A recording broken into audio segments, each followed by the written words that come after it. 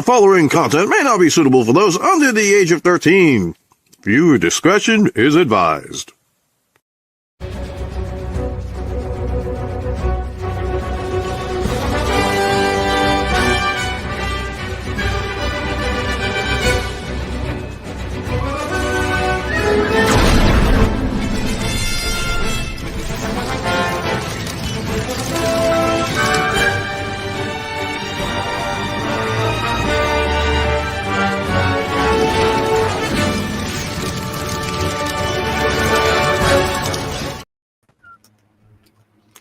Hello, everyone.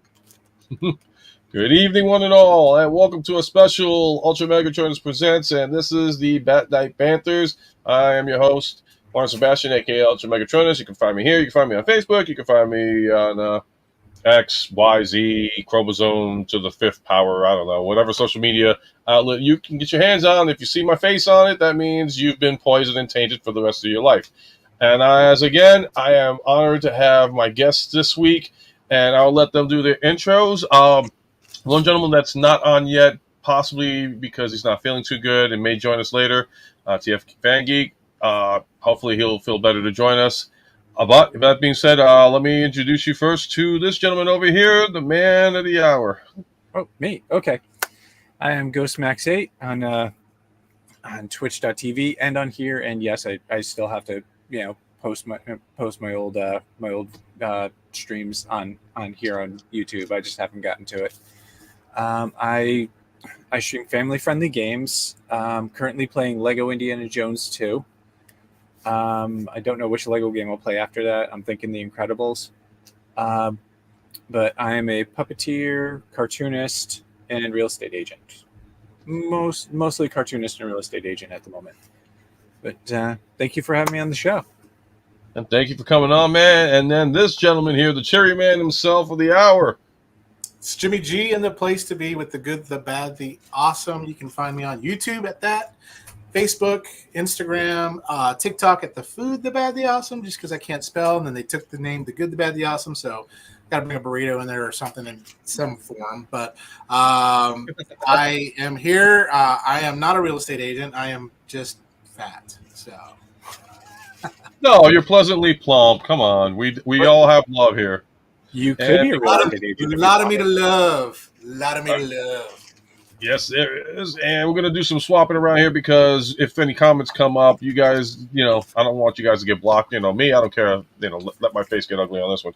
So tonight's topics on the Bat Night Banters, we're going to talk about, recently there was a post that I just saw, and that was in regards to where Gotham City was located, and I was shocked at some other information that came out. So, let's start off with you guys. What's up? What is up? What is up, Ken? Again, content. What is going on, brother? So I was watching, like I said, something on YouTube, and with the recent new episode coming on Max for the Penguin, and I was looking at the background scenery of the location where it's at, and I'm like, wow, this looks a lot like New Jersey. I recognize because I used to live in the city, and I used to go to Jersey for with family and all that stuff, and I noticed a lot of stuff, and that looks like Jersey City or Newark and all that. So I guess the Penguin is using the city of New Jersey, but there's been other cities that have been used at the time as Gotham City. You guys want to talk about that for a bit? Whoever wants to start first. How about you, Jimmy? You good? You wanna? Well, no, that's my thinking. Is when you think of the Batman versus Superman movie from the Snyderverse and stuff like that, and it just kind of makes sense. It's either like Jersey or Chicago. I know Nolanverse was in Chicago, but I always thought it was New Jersey. So that's my take because and someone said possibly the Atlantic City area, but I would say more almost like if you're driving from New York to New Jersey. That's Gotham over there, and then Manhattan, which is Metropolis over here. But I mean, you brought up that interesting post about Metropolis being Delaware. Yeah, it was weird. So I shared it on our group, and I think I shared it on Toy Collectors Universal group. So how it works was a lot of people were saying in the comic book that it was based, Gotham City was based in New Jersey. But when it came to Metropolis, for whatever reason, because they were supposed to be close to each other, the closest they can get was Delaware to go across the pond. Because, like, in I guess Batman versus Superman, you had like you can go across the river or something like that, but it was also the sea, and it makes of where it was located. But I was just like, Delaware? Yeah. Probably Delaware? Why? That no sense whatsoever. Because whenever you think Metropolis, like back in when Superman was in the 50s, they always have Los Angeles because that's where people go. You're sounding So, funky. You're having audio issues, dude. me? Yeah. Well, now you're good, but it was getting. Check 1, 2. Are we good now? Yeah. Yeah, loud and clear. Okay, awesome. So, like, they had when Superman was filmed, they had it in Los Angeles, and because the filming and all that stuff. So I could get that L.A. with the Metropolis kind of situation. But then when Superman the Donner version came out, that obviously became New York City because they were like, well, you had the World Trade Center built, so everything was brand new. The Twin Towers was there, and they were like, well, if you're gonna have Metropolis, this is the most popular place you can go is New York City. When they did Batman, they did. I think Ghostmax, you probably verify this for me, but I think they filmed a couple of the things for '89 Batman in Poughkeepsie. I think I heard some rumor that it was filmed in I New don't York. think that. As far as I know, it was shot. Either shot in California or England. All right, no, the Batmobile scene. I thought it was shot on I-84 or on one of the back roads or something in New York. Oh, I didn't know about that. I gotta research it again, but yeah, no, I've seen. Believe it or not, I actually seen that '89 Batmobile driving up Route 9 in Dutchess County. It was kind of crazy, but it was so cool. So Oh, there's a lot you of had people that. who have replicas. Yeah, I think that's what it was. So you had that, and now you had the Chicago version. So I was cool with that. I was like, okay, Batman's from Chicago, but how do you get that to New York that fast? I don't know.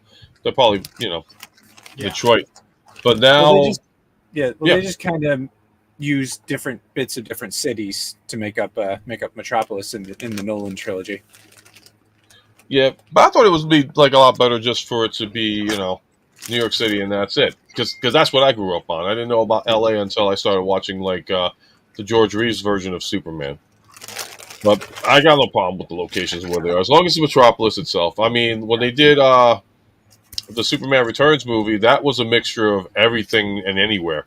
Like I know the baseball stadium was Yankee Stadium, but as far as like the inner city was concerned, they really didn't specify or like have a visual of the location. So that's what I liked about that. They made Metropolis its own entity, and oops, I just hit my microphone, and left it for that. So, I mean, location-wise, but it's just like I said, the fact that we had Delaware as Metropolis, but Gotham City, they did confirm back in the comics way back in the day when, like, I guess after it came out that, yeah, it was like in the lower portions of New Jersey. So it's like lower west New Jersey that Gotham was located. Yeah, I would figure Gotham in New Jersey, Metropolis, New York City, so somewhere pretty close, and then you think of Central City. That's where I would think Chicago, like where Flash and Barry Allen. Central City and Keystone are definitely Midwest. Yeah, right. Where would you think they would be located? I mean, I always thought if you had Central City, I thought it would be kind of like Ohio-ish kind of territory, or if not Ohio, Minnesota type of. Like, where would you guys vision it? I mean, yeah, I would say like a Midwest city, like a Minneapolis or a Chicago or something like that. I mean, when you think Keystone, what was that? Somewhere in Kansas, possibly? Think so, yeah. I mean, I would say Colorado's too southern, so I don't know. Colorado? Think that would work? Oh, it's too western. Oh, okay. And of course, for this Batman, it didn't look anything like Southern California. No. And I like the wind effect there. Yeah, I got a fan blowing right here because it's in the budget. we spare no expense, folks, on making sure that you get the most realistic effects when it comes to that stuff. That's it. That's it. But So geography-wise, I think that would be kind of cool to kind of draw it out where everyone thinks. I mean, it'd be cool to hear in comments what everyone thinks where yeah, these cities I are mean, at. I would think, and then if you're gonna do Wonder Woman as far as like where she's from, I would think Themyscira, hidden in the Atlantic. Yeah. And I think that makes more sense because if you think about it, when they did the Wonder Woman movie, she ended up going to England, so it wouldn't make sense for her to be in the Pacific Ocean. They just have her going straight from the Atlantic. I mean, you could still be around Greece and all that kind of area too, as well, and you could be kind of in that is true. vicinity. Yeah, that is true. I think that would be. Yeah, I mean, you know what? I think the Mediterranean would be the best place for her because when the airplane crashed and it's World War II, you're right. That would be more logical and makes more sense to it crashing there. Since she is related to Athena. Yeah, that too. Yeah, I mean, I would think like I said, I would have thought okay, the Atlantic, but I'm like, wait a minute, no, then that's a hell of a haul all the way up to freaking England. Makes more sense, like you said, I think. Be there. But I mean, I don't know if we all could agree. I would say I would at least say Jersey would be the logical place for Gotham City. I'm so used to seeing Chicago, but I could see, if the origins were supposed to be New Jersey, I'm not going to dispute that. What about a Ghost? So now the thing that pops to my mind is where's Bloodhaven? Because I figured Bloodhaven is south of Gotham. That is true. God, I wish I could have that map. You know what? There was a device called Google. Well, if anybody wants to do screen sharing, I'm still never figuring out how the heck that works. But 33-minute drive from Gotham City. So what's 33 minutes from Jersey? A miracle, to be honest with you, because where Gotham City was supposed to be located, it was supposed to be lower western part of New Jersey, so it was actually below Atlantic City. So, and then since it's across from Delaware, see, I would have figured, Someone said Bloodhaven possibly being based off of Atlantic City or Brigantine Island. I don't know if that's how you pronounce it. Interesting. Because, I mean, Bloodhaven's worse than Gotham, so... Atlantic City. Yeah, that would be either that would be Atlantic City or Newark. Yeah. Or even Jersey City. Yeah. So one interesting thing, so in the animated series universe, the Bruce Timm's DC animated universe, it's been shown that Gotham is in New York. You watch is it Batman and Mr. Freeze Sub-Zero? Batman punches in like an address, looks up an address on the computer in the Batmobile, and it says like Gotham City, New York. Yes. Yep. Then Young Justice has Gotham in Connecticut. That is crazy. Any like specific like any like did they say how close in Connecticut it was? Like if it was like Harvard, Stanford. It's been a while since I watched the show, but there's a map that shows it in one episode. I could try and see. Well, I'm afraid if I try to look it up, it's gonna be like giving me issues here. But like I said, if anybody wants to do a share screen, I'll let you guys do that because I'm afraid if I do something, then we're all gonna wipe out. And that's the end of the episode, guys. Tune in next week because I actually would love to see the geological map of DC. With all 50 states, or at least the eastern seaboard, just to see how they place everything. Because it makes sense. I mean, like it does make for Gotham to be more southern Jersey, but I don't know. I'm still used to it to being Chicago. That's just me, though. I think Chicago would be the best way to go with that. All right, I think I'd be able to. Let me see if I could share. I think in the DCAU. Metropolis is pretty far away from Gotham because, Bruce had to take a plane to get there. Right. Okay. You'll see the screen here. I just Googled this, and this was just a map that someone put together. I mean, it looks pretty cool. Yeah, they have Metropolis in Delaware. Yep, that's the one. That's the one I saw earlier. And Wonder Woman living in Washington D.C. makes sense. Yeah. Yeah, because of World War II at the time, and she worked for the government. Green Lantern in Detroit. I have to zoom this in for myself. Which Green Lantern? John Stewart? They just have the Green Lantern 4. There we go. All right. I don't know. Oh, it's fuzzy. I can barely read. I I think apologize. Guy Gardner could come from Detroit too. He's kind of got that personality. But where is Gotham? Gotham, New Jersey. Gotham, New Jersey. Yeah, it's And Bloodhaven, New Jersey. Oh, I wish I could zoom in more on this. I don't know. Yeah, I mean, like, okay, so if you see the map of New Jersey, the lowest dot right next to where Metropolis would be, that's where Gotham should be. Yeah, if you could see that pullout right there at the very bottom right corner. Right. Yeah, that's what it's showing. Yep, and Nightwing's over in Jersey still. And Sandman's in Brooklyn. Nice. Makes sense. And where is that Red Tornado? Red Tornado's California. It's funny. I thought that was the Thundercat logo, but it's Hawk Girl in Louisiana. But That makes sense. Yeah, lots of. Swamp Thing in Louisiana. Yep, that makes sense. That makes sense. Blue Beetle. Okay, so Third Blue Beetle is in El Paso, which makes sense there too as well.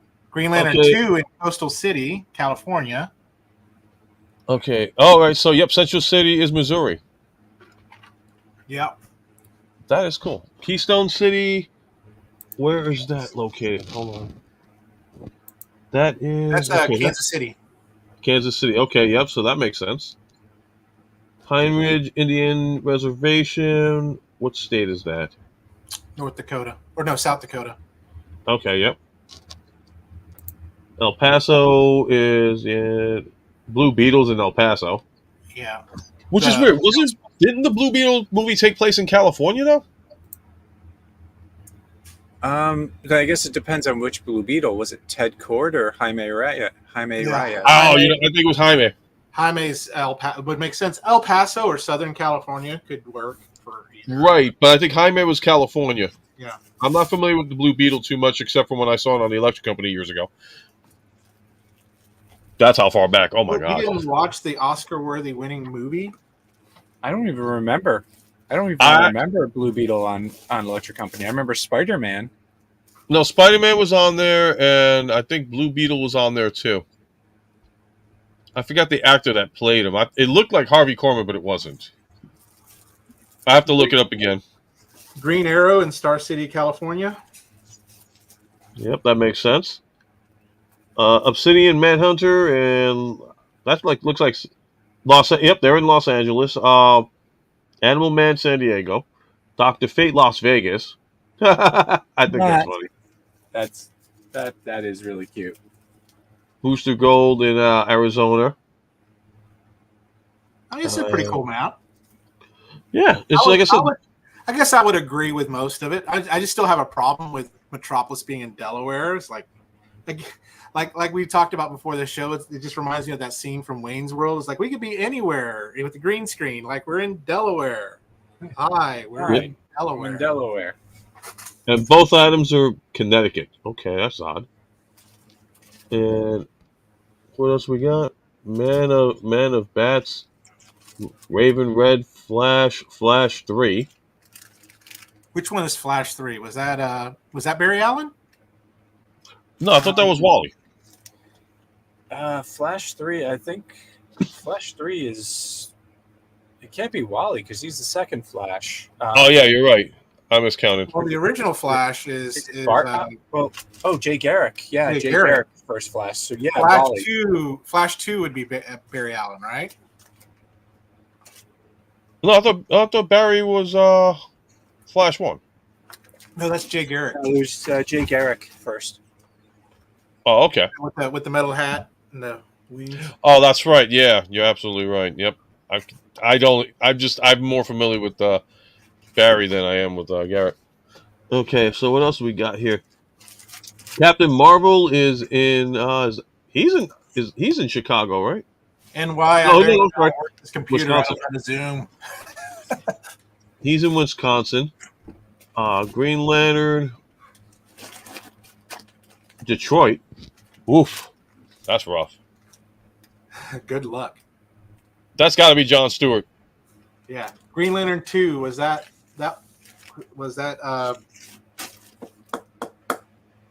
what's his name?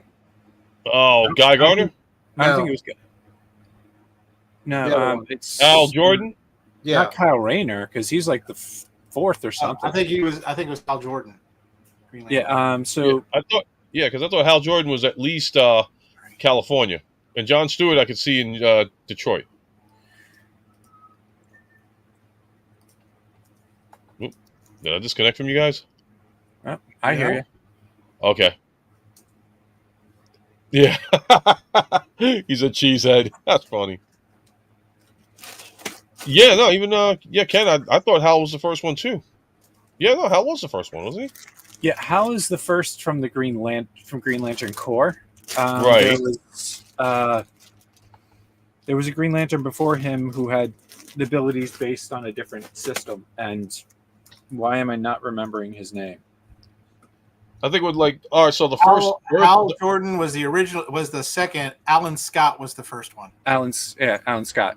Okay, so I'm not I familiar had with the DC Collector's Edition. That's a pretty cool outfit too. That first Green Lantern has. But Hal is the first one from who to be in the Green Lantern Corps. Yes. John. Okay, Stewart yeah, that makes sense. The third, right? Yeah, Jon Stewart, John yeah. would be the third. Then I think Guy Gardner, Where does Kyle fit? and then in that? Kyle Rayner would be four. I'm sorry, but every time I hear Jon Stewart, I always think of The Daily Show. Me too. But that is so cool that they actually have that now. This is the current map that they have, right? I don't know. I just Googled, and this was the first thing that popped up. I want to see if I can try and find. I'm gonna close the Another window. Let's see what we got. Is everyone back? Are we back to normal? All right. Any word on Yeah. TF? How he's feeling? I'll be right back. Okay, yep. Man, oh man, that's crazy though. I thought for the longest time that it was always like a Chicago based for Batman, but now seeing that, and like I said, the crazier fact of it being Metropolis for Superman and in Delaware of all places, it's like, what the hell were they thinking? Well, I mean, Gotham's always been a coastal city. Right. Even in the Dark Knight trilogy, they used Chicago for a lot of the for the setting, but when Bruce Wayne left on a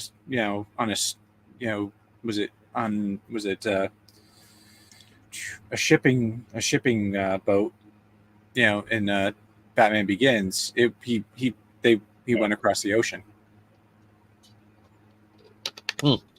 Sorry, I had a little drink of water there. But yeah, it's just for some reason the aesthetic in the end, no matter what, it's like they always made it look like, okay, Chicago minus Adam West being LA or Hollywood or wherever you want. Well, we know Bruce Wayne came on that shipping container from the mighty Mississippi. So. Oh Lord. I'm good. But I'm starting to hear Songs of the South songs being played in my head. Oh yeah, Lord. I have still Superman in Delaware, and then you got the Farley brothers in Rhode Island. I mean, I'm telling you. Well, and like I said, they had Blue Beetle in El Paso, which is like, I get that one, but then the other one was LA, which had to be Jaime. So I can see those happening. But everybody else, and then Washington, D.C., Wonder Woman, because I'm just going by the TV series. well, it'll be interesting to see with the Gunverse, like what he does with like Superman and the Justice League and where he has them at, because it looks like they're filming it in LA, right? Yeah, I think so. I mean, how do you guys feel about that new gun version coming out? Do you think it's going to be a success, or do you think it's going to be? I'm cautiously optimistic because I like his movies. I think they're fun. I'm not gonna I remember I think it's one of those things you just go in with an open mind. You can't go in with your own preconceived ideas because everyone has their own. Even with Snyder's Murderverse, I mean, it still had its own merits and stuff like that. I get crucified every time I call it the Murderverse, but it is. Oh, gee, I wonder why they call it the Murderverse.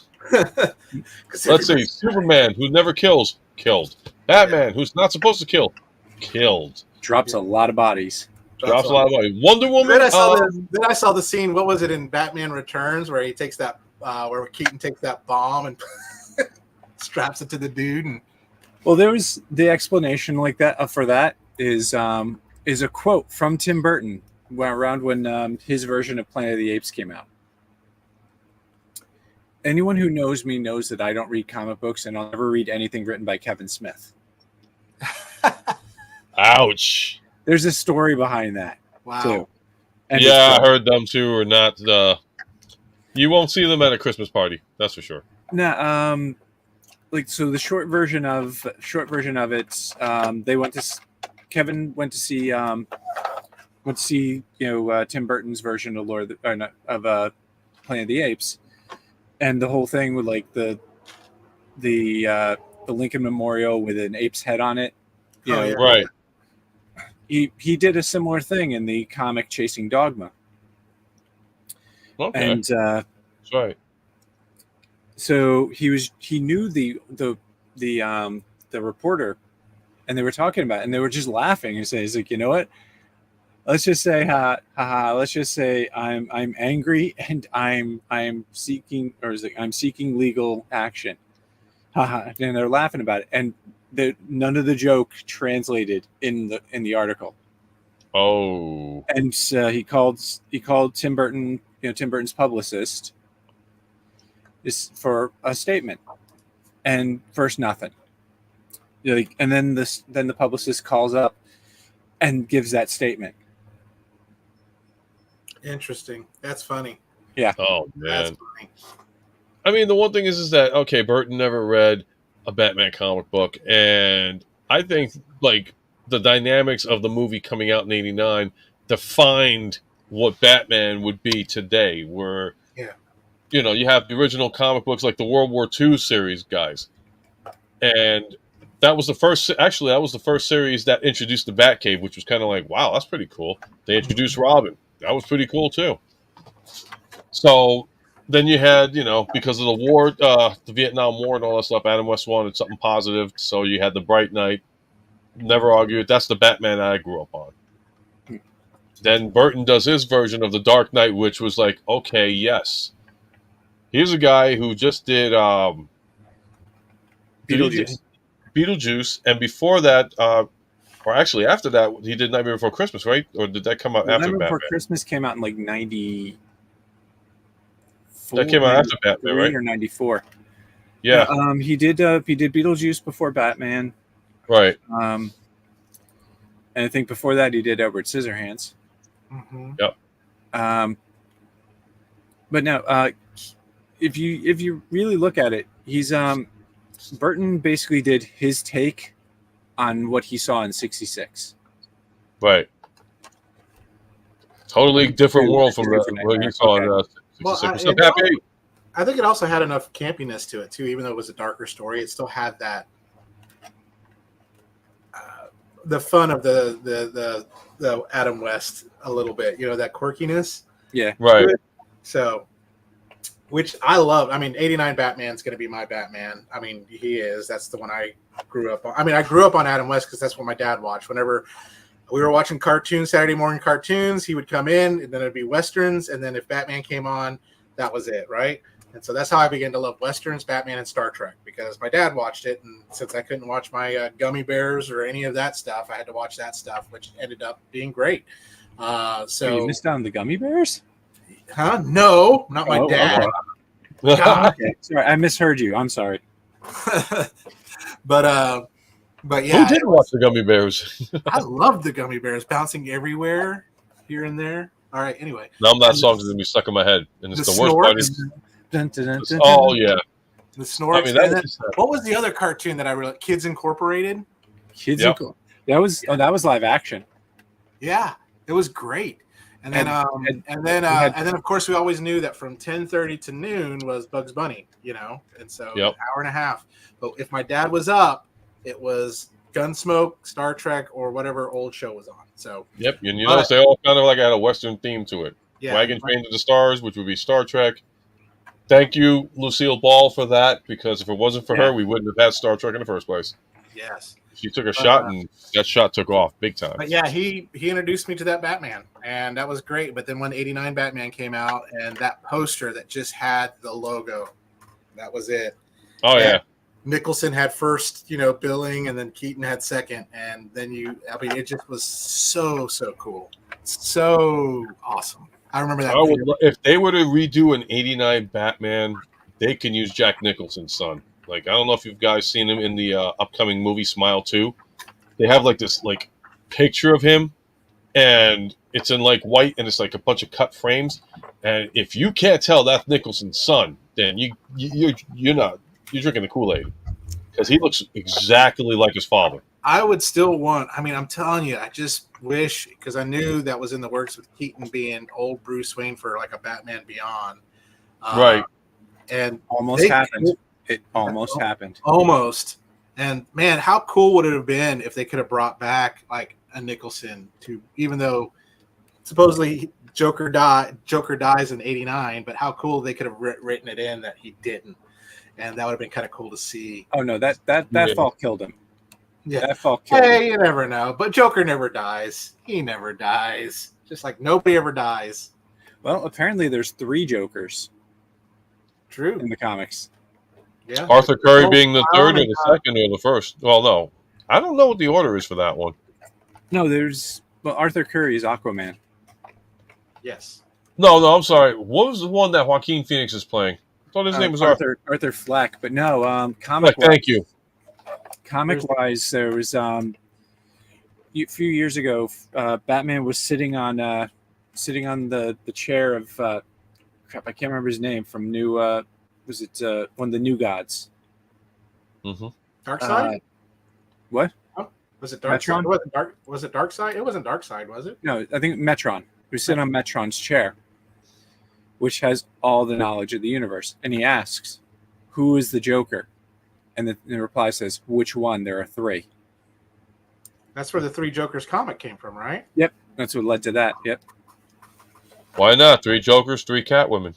Might as well keep it in 3s. But Pfeiffer. Well, yeah, since one's in traction, I guess like maybe like one's laid up in traction. Suddenly, Joker's back and spry, and it's more than one Joker. Yeah. Again, the DC multiverse. I think they're the ones that really perfected multiverse, stuff, especially with Crisis on Infinite Earths, all that stuff going on. And it was just really cool that they can go, oh yeah, this is Batman from Earth 52 or Earth whatever, So I love how I know some people are burnt out on the multiverse whole thing, but it's kind of cool how you can kind of reinvent a hero or a superhero. And I know to some people, for example, Keaton's my Batman, but again, I have to have an open mind of any of these Batman stories that come out, like the new Absolute Batman story that comes out that kind of retreads if Batman was poor, and grew up poor. And so that one's kind of really cool. Or the Batman, what was it? The Batman Black, or it was the Black Series DC label where you got to see the little Bruce, and they pulled it from the shelves. Okay. Right. Which that was a really cool. And then the last Night on Earth, that was a really great story. I mean, Batman has a lot of really good stories. I wish Superman had as many good stories. Superman does have some really good stories, and Superman's my favorite DC hero, but Batman has some really, really good stories, and people seem to know how to really write him. Some people just don't really know how to write Superman. You know what it is? I love the fact that you would think, as a kid, you're growing up, it's like, oh, Superman is the most powerful superhero out there, but in the entire DC universe. Nobody really sits back and says, well, hold on a second, define powerful. Correct. You see, if you're talking physical power, then you can have anybody from Superman to Darkseid to Wonder Woman. It can be anybody physical. But if you want to talk about who's got one of the greatest minds out there, the 2 that people usually bring up would be either Brainiac or Bruce Wayne, don't forget about aka Batman, because here's a guy who's a plain old mortal that has found a way to take out the entire Justice League. Don't forget about Lex Luthor, the greatest criminal mind. Luthor's an overrated millionaire that buys his way into freaking trying to kill people. Not the Jesse Eisenberg Lex Luthor. I put it this way: Batman is has a Sherlock Holmes level intellect. Lex Luthor has a Mycroft Holmes level intellect. He is smarter than Batman, but the problem is his obsession with being, beating Superman and absorbing all the glory, of the adulation. He wants that adulation that Superman gets, And he hates Yep. Superman because Superman gets it and not him. But And speaking that's of why he fails. the best Yep. Superman story that I love is All-Star Superman, because Lex Luthor finally gets it. He just kind of he for so long just that was his arch nemesis, but when he finds out Superman is dying, he finally kind of gets the whole thing. You can get my drift. It's if you haven't read All-Star Superman, Yeah. that's probably the best Superman story that's out there. All right, so here's a question for you guys, since we're talking about Superman and Batman so much. Between the animated and the movie, which did you think was the best Batman versus Superman that came out? Comic book, animated Dark Knight, or just Batman versus Superman: Dawn of Justice? Which did you think was the best fight scene out of those three? So when you say comic book, are you talking like Frank Miller, Dark Knight? Shoot.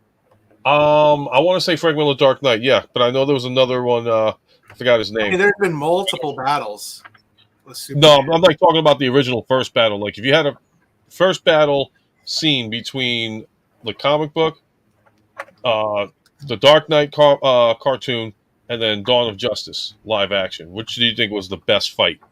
Dawn of Justice would be third. Plain and simple. Okay. I think because they rushed it. They rushed that story. Well, I don't even care about Doomsday. I'm not even acknowledging. Well, not even that. They Naked just Gray rushed, guy. That's they what I'm just calling. rushed they just rushed the whole Batman hates Superman. Yeah. You know, I mean, and I'm not even acknowledging. Like we have Angry Green Man. I'm going to call what they call Doomsday Naked Gray guy. I'm like, it's just. I'm sorry. The movie itself, the fight scene, was it timed right? Good in the movie. I think I would like to have seen a little bit longer. I do like the mentality of like how it was done. I love Ben Affleck as that Batman. I think he was the best one since '89. I think he was underrated. I mean, yeah, definitely. I wish we could have seen more of him. Yeah, I agree. He was a good Batman. Just he was not in any good movies. No, not at all. Yep. I mean, he made a great Bruce Wayne. I mean, we got to admit that. I mean, he did a great job as Bruce Wayne. There was some things that were not very Bruce Wayne of him. Yeah. Like one, Yep, Bruce Wayne doesn't drink. Yeah, because I know the one big issue. I know you have that issue is Batman does not kill, and he did kill. Yeah. He also doesn't drink. Got to keep. He'll make it look like he's drinking. Everyone else is having champagne. He's having ginger ale. Later, Happy. See you later, and Dave, welcome to the stream, man. And they showed in BVS, they showed him, just killing bottles of wine with random women. Yeah, which surprised me because I remembered you were telling me like when it came to Bruce Wayne that he would like look like he was drinking, but he never drank because he's always wanted to stay conscious and aware of anything in case something were to go down. So he made it look like he was, he was drunk, but he wasn't. This one, it was kind of like he was more towards the, mom and dad died, and I'm out to, vengeance, but now I got to drink to take the pain away or to try and forget stuff. It was weird. And they even did the same thing to, or did they do that with the Nolan version? No, he pretended to be drunk in, a couple. Right, I remember holding for the first movie, yeah. But then they didn't really do much with alcohol afterwards. Like he just, I mean, on Dark Knight, I don't think he really was actually drinking. During that conversation with Dent and Rachel and my only complaint about the Dark Knight series, and I know this is something that probably and it etched in your head. I loved that they had Liam Neeson in it. I thought he did a great job, but mispronouncing his name, in the movie, that was kind of like, wait a minute. And now everyone gets it wrong. All because of a movie. 3 Brits, an Irishman, and a Frenchwoman mess up the name, mess up an Arabic word, and now everyone gets it wrong. Well, didn't they do one? Did they do a live action movie or one that they actually got the name correct? There were a few times on Arrow that they got the name correct. Right. A few times, and the rest of the time they got it wrong. Oh yeah, had to be. Because I thought I heard it on a live action. It was like done right, and that's another series too that was completely underrated. Here we go. Yeah. So I had to fight with it a bit because I put the McFarlane Batman and Robin in the Mattel Batmobile. It looks good though. Because this one, the Mattel Batmobile is bigger than the McFarlane one. Wait, time what? Yeah, because the McFarlane one. Oh, wait a minute. Hold on. I'm gonna grab that really quick. You can hold on display for a second. I'm gonna actually, because I do have access to it. I want to see it. Are those the 6-inch McFarlane figures? Yeah, I'm not gonna go for like the 7-inch ones. They're like these are perfect. So the one I got is definitely not the size of the '89 Batmobile. It's short. No, it's a smaller one. Actually, is it? Yeah, the '66 McFarlane is a smaller Batmobile. Yeah, the '66 McFarlane figure, McFarlane Batmobile for '66. Yeah, redundant, but that's okay. The McFarlane one is honestly scaled better for 5-inch figures. So like the Superpowers line they're doing. Yeah, it would work better. And then, since we're bringing up Batmobiles and all that stuff, and before I kill myself, and now that's why it's called a tumbler. I have that one as well. Here we go. This one was I have that. I almost brought that out, but this one, it was a weird make, but this was one of my favorite Batmobiles that they ever made, and the fact that you had the wings spread like this on both portions of it, but looks absolutely nothing like the animated. Oh no, you put the sides back up and it does. Yeah, no, the sides. I don't know. I thought the sides were a little bit more rounded.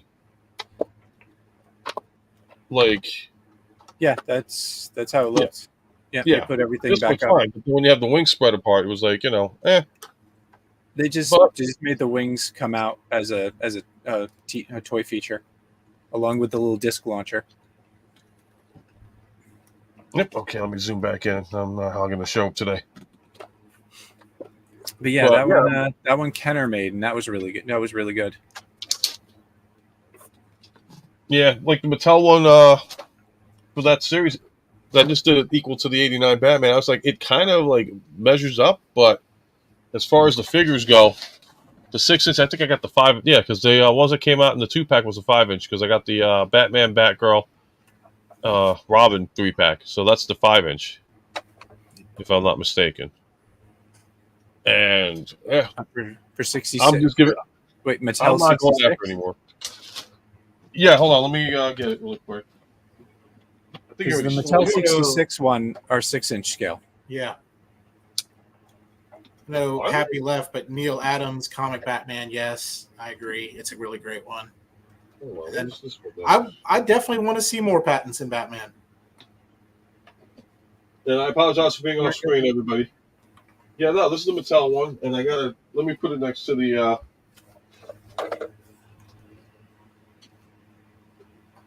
Oh yeah, that's a huge difference. Yeah, 6-inch. This is about a 4 or 5-inch one for the Mattel, but the Batmobile almost scales nicely with the '89. So.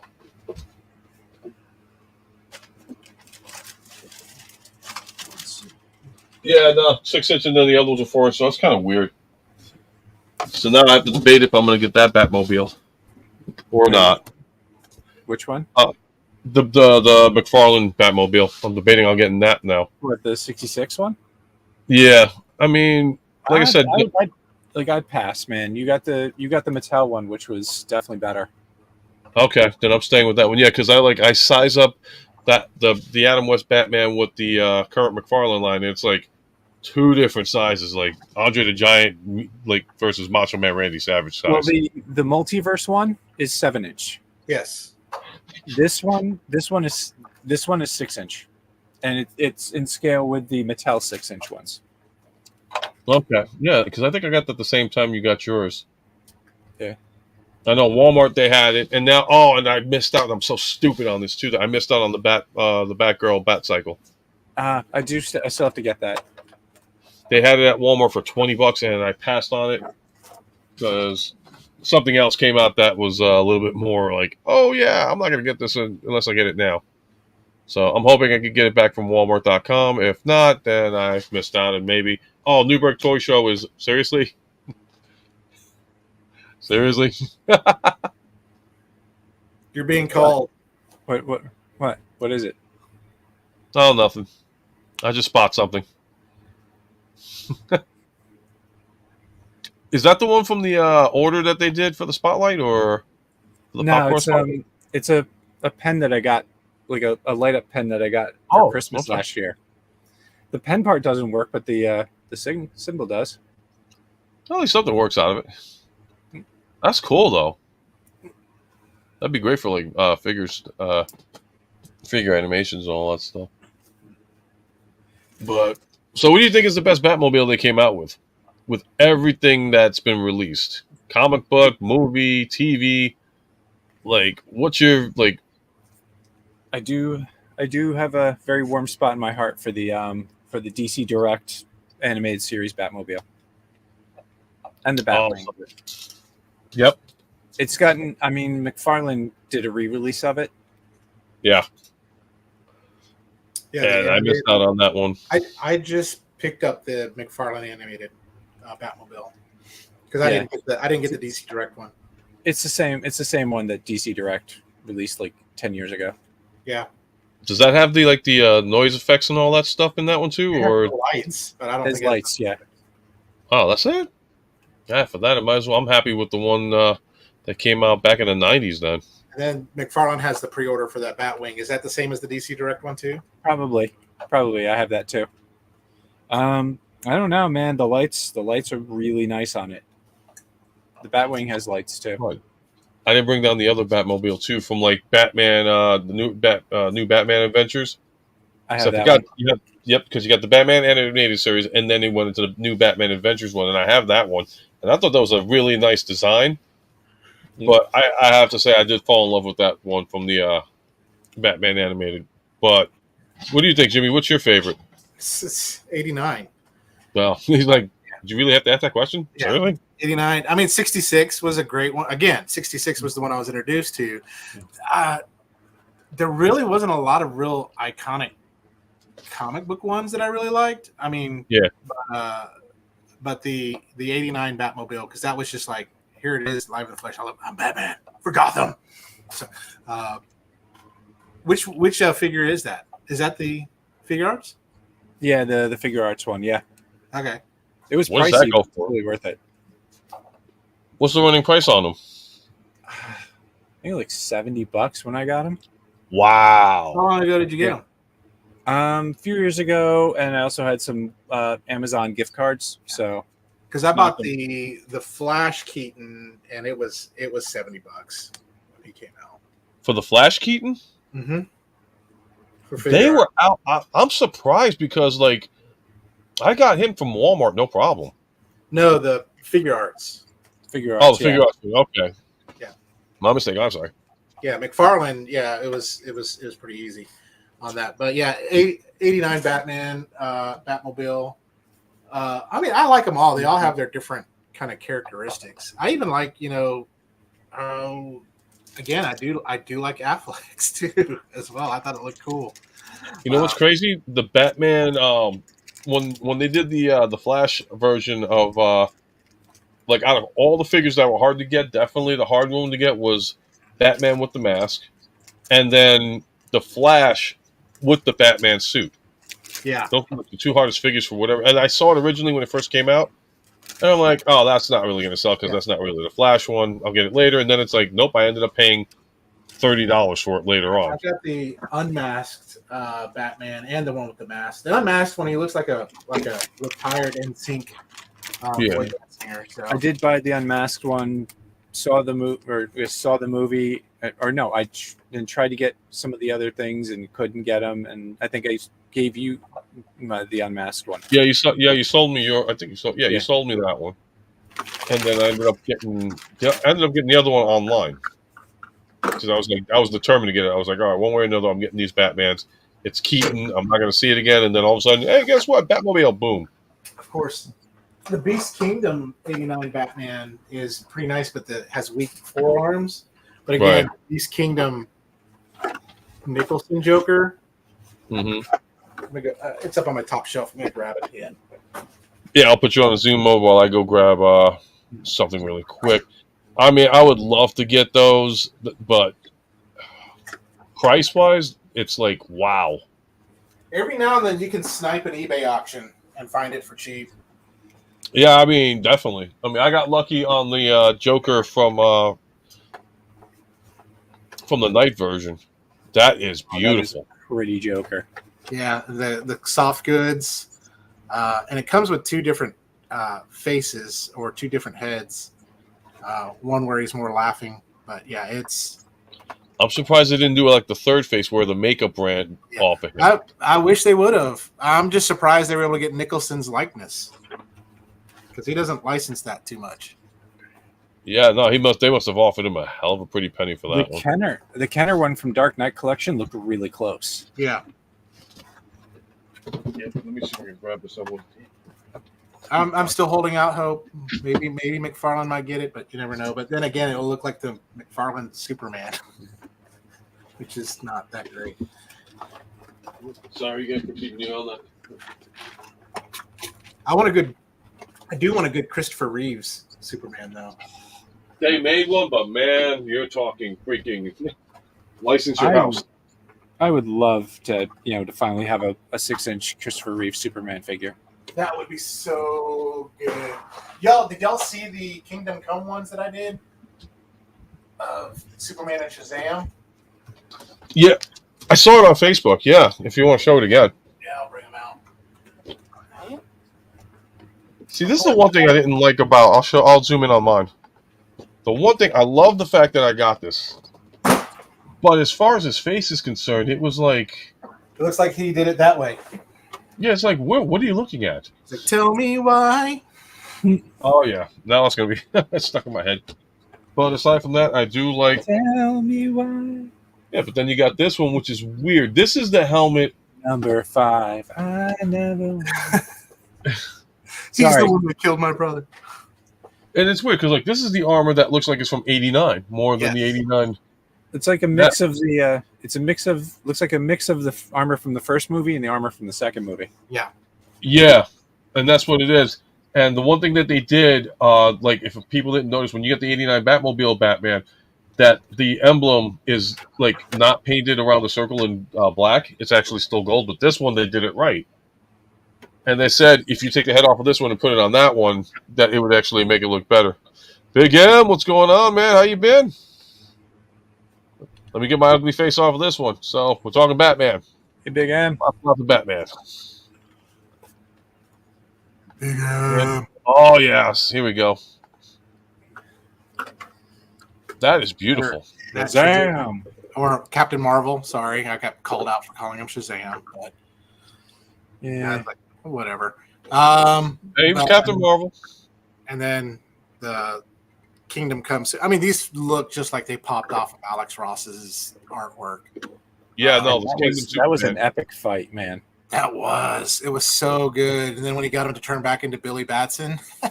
Yeah. But yeah, it was so good. And then of course, if you haven't read it, the last, this, I guess the end credit scene with Wonder Woman and Clark Kent expecting.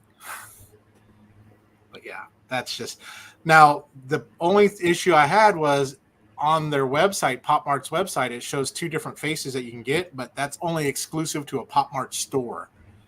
So it only comes with one face because the other 2 faces make it look really, really cool on these guys.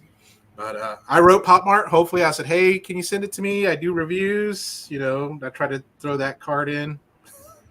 Who knows? We'll see what happens.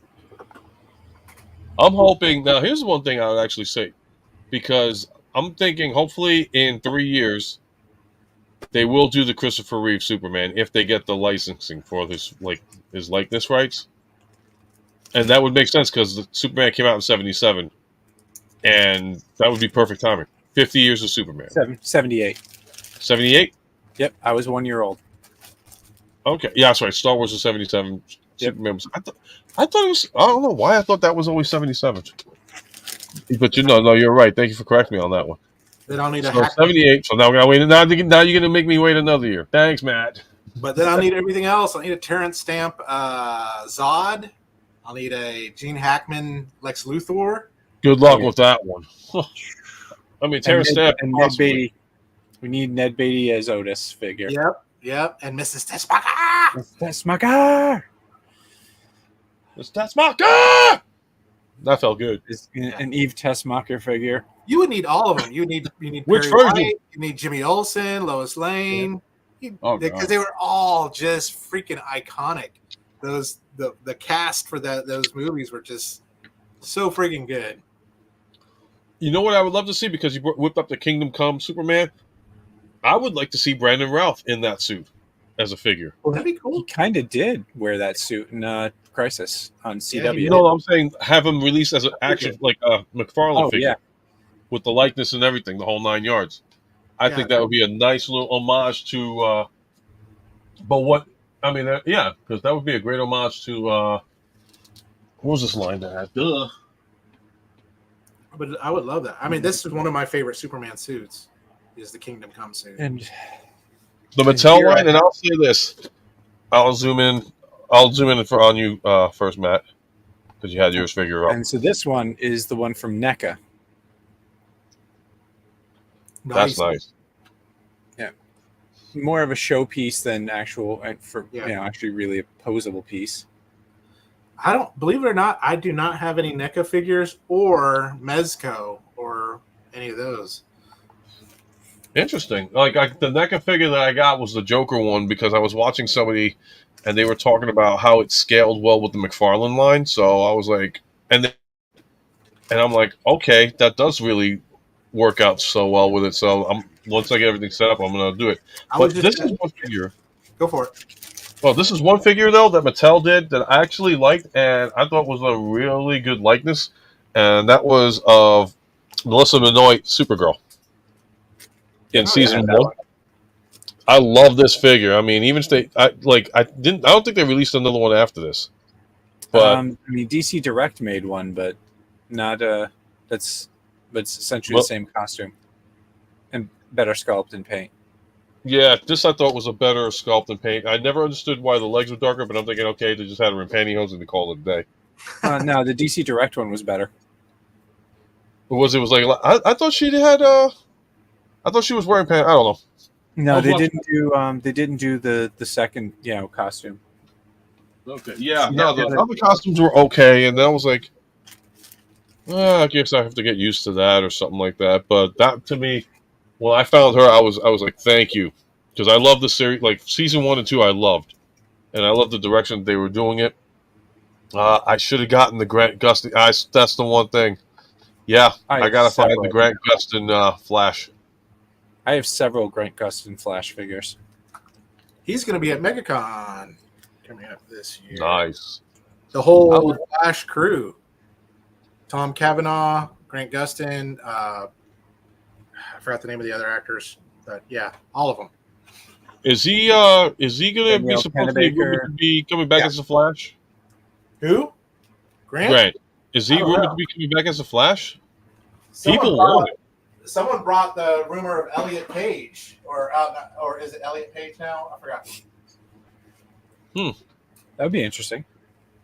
Well, what's his face? Oh God, I can't remember his name right now. Arrow. Stephen Amell. Thank you, Stephen. I know he's busy doing Heels. Did you see I got to start watching that. That looks like a crazy. The artist rendition of someone with the guy who plays Reacher as Batman. Yes. That one looked pretty cool. That one, I think he would make a good Dark Knight version of Batman. I'll be right back. There was something I needed to grab and show you. Okay, yep, no problem. Yeah, what's going on with you guys tonight? Thank you for joining the stream. If you got anything you want to add to the stream and all that stuff, we're talking Batman, DC related stuff like that. We're taking a break from Transformers, though. It's not that I don't want to post it. It's just we had a lot we did last time, and we're just like trying to go stick on this topic and all that stuff. If there's anything you want to bring up in regards to DC or Batman, it doesn't have to necessarily be DC like complete knowledge of it. It can be anything you remember from your childhood, cartoons and all that stuff. You could come up with what your favorite episode was, what your TV show, whatever you guys can think of. You can even be Batman Beyond, the Batman, the Brave and the Bold, that kind of stuff. Even Beware the Batman, which is an underrated show. I gotta watch that. What was it? That Joker mobile? Did you buy it in line? With the light up face? Did you buy the Maximum Overdrive Joker? That's what I'm calling it. I missed that one. You shared from Target yesterday. Was so good. I gotta look that up again. Wow, I'm like missing. Yeah, it's only $30. It's crazy. That's not bad. It's pretty good. Yeah, it's down from 60, so it's half off. Yep. And now they're starting to release the Arkham series figures again, or another wave of them, I should say. All right, I'm going to bring out a Transformer, but it's Batman related. So this is MMC's Joker kind of mobile that they did that turns into a robot. And the only thing they could show you was this head on it. But they gave you another head, and let me bring that head out so you can get a head in light.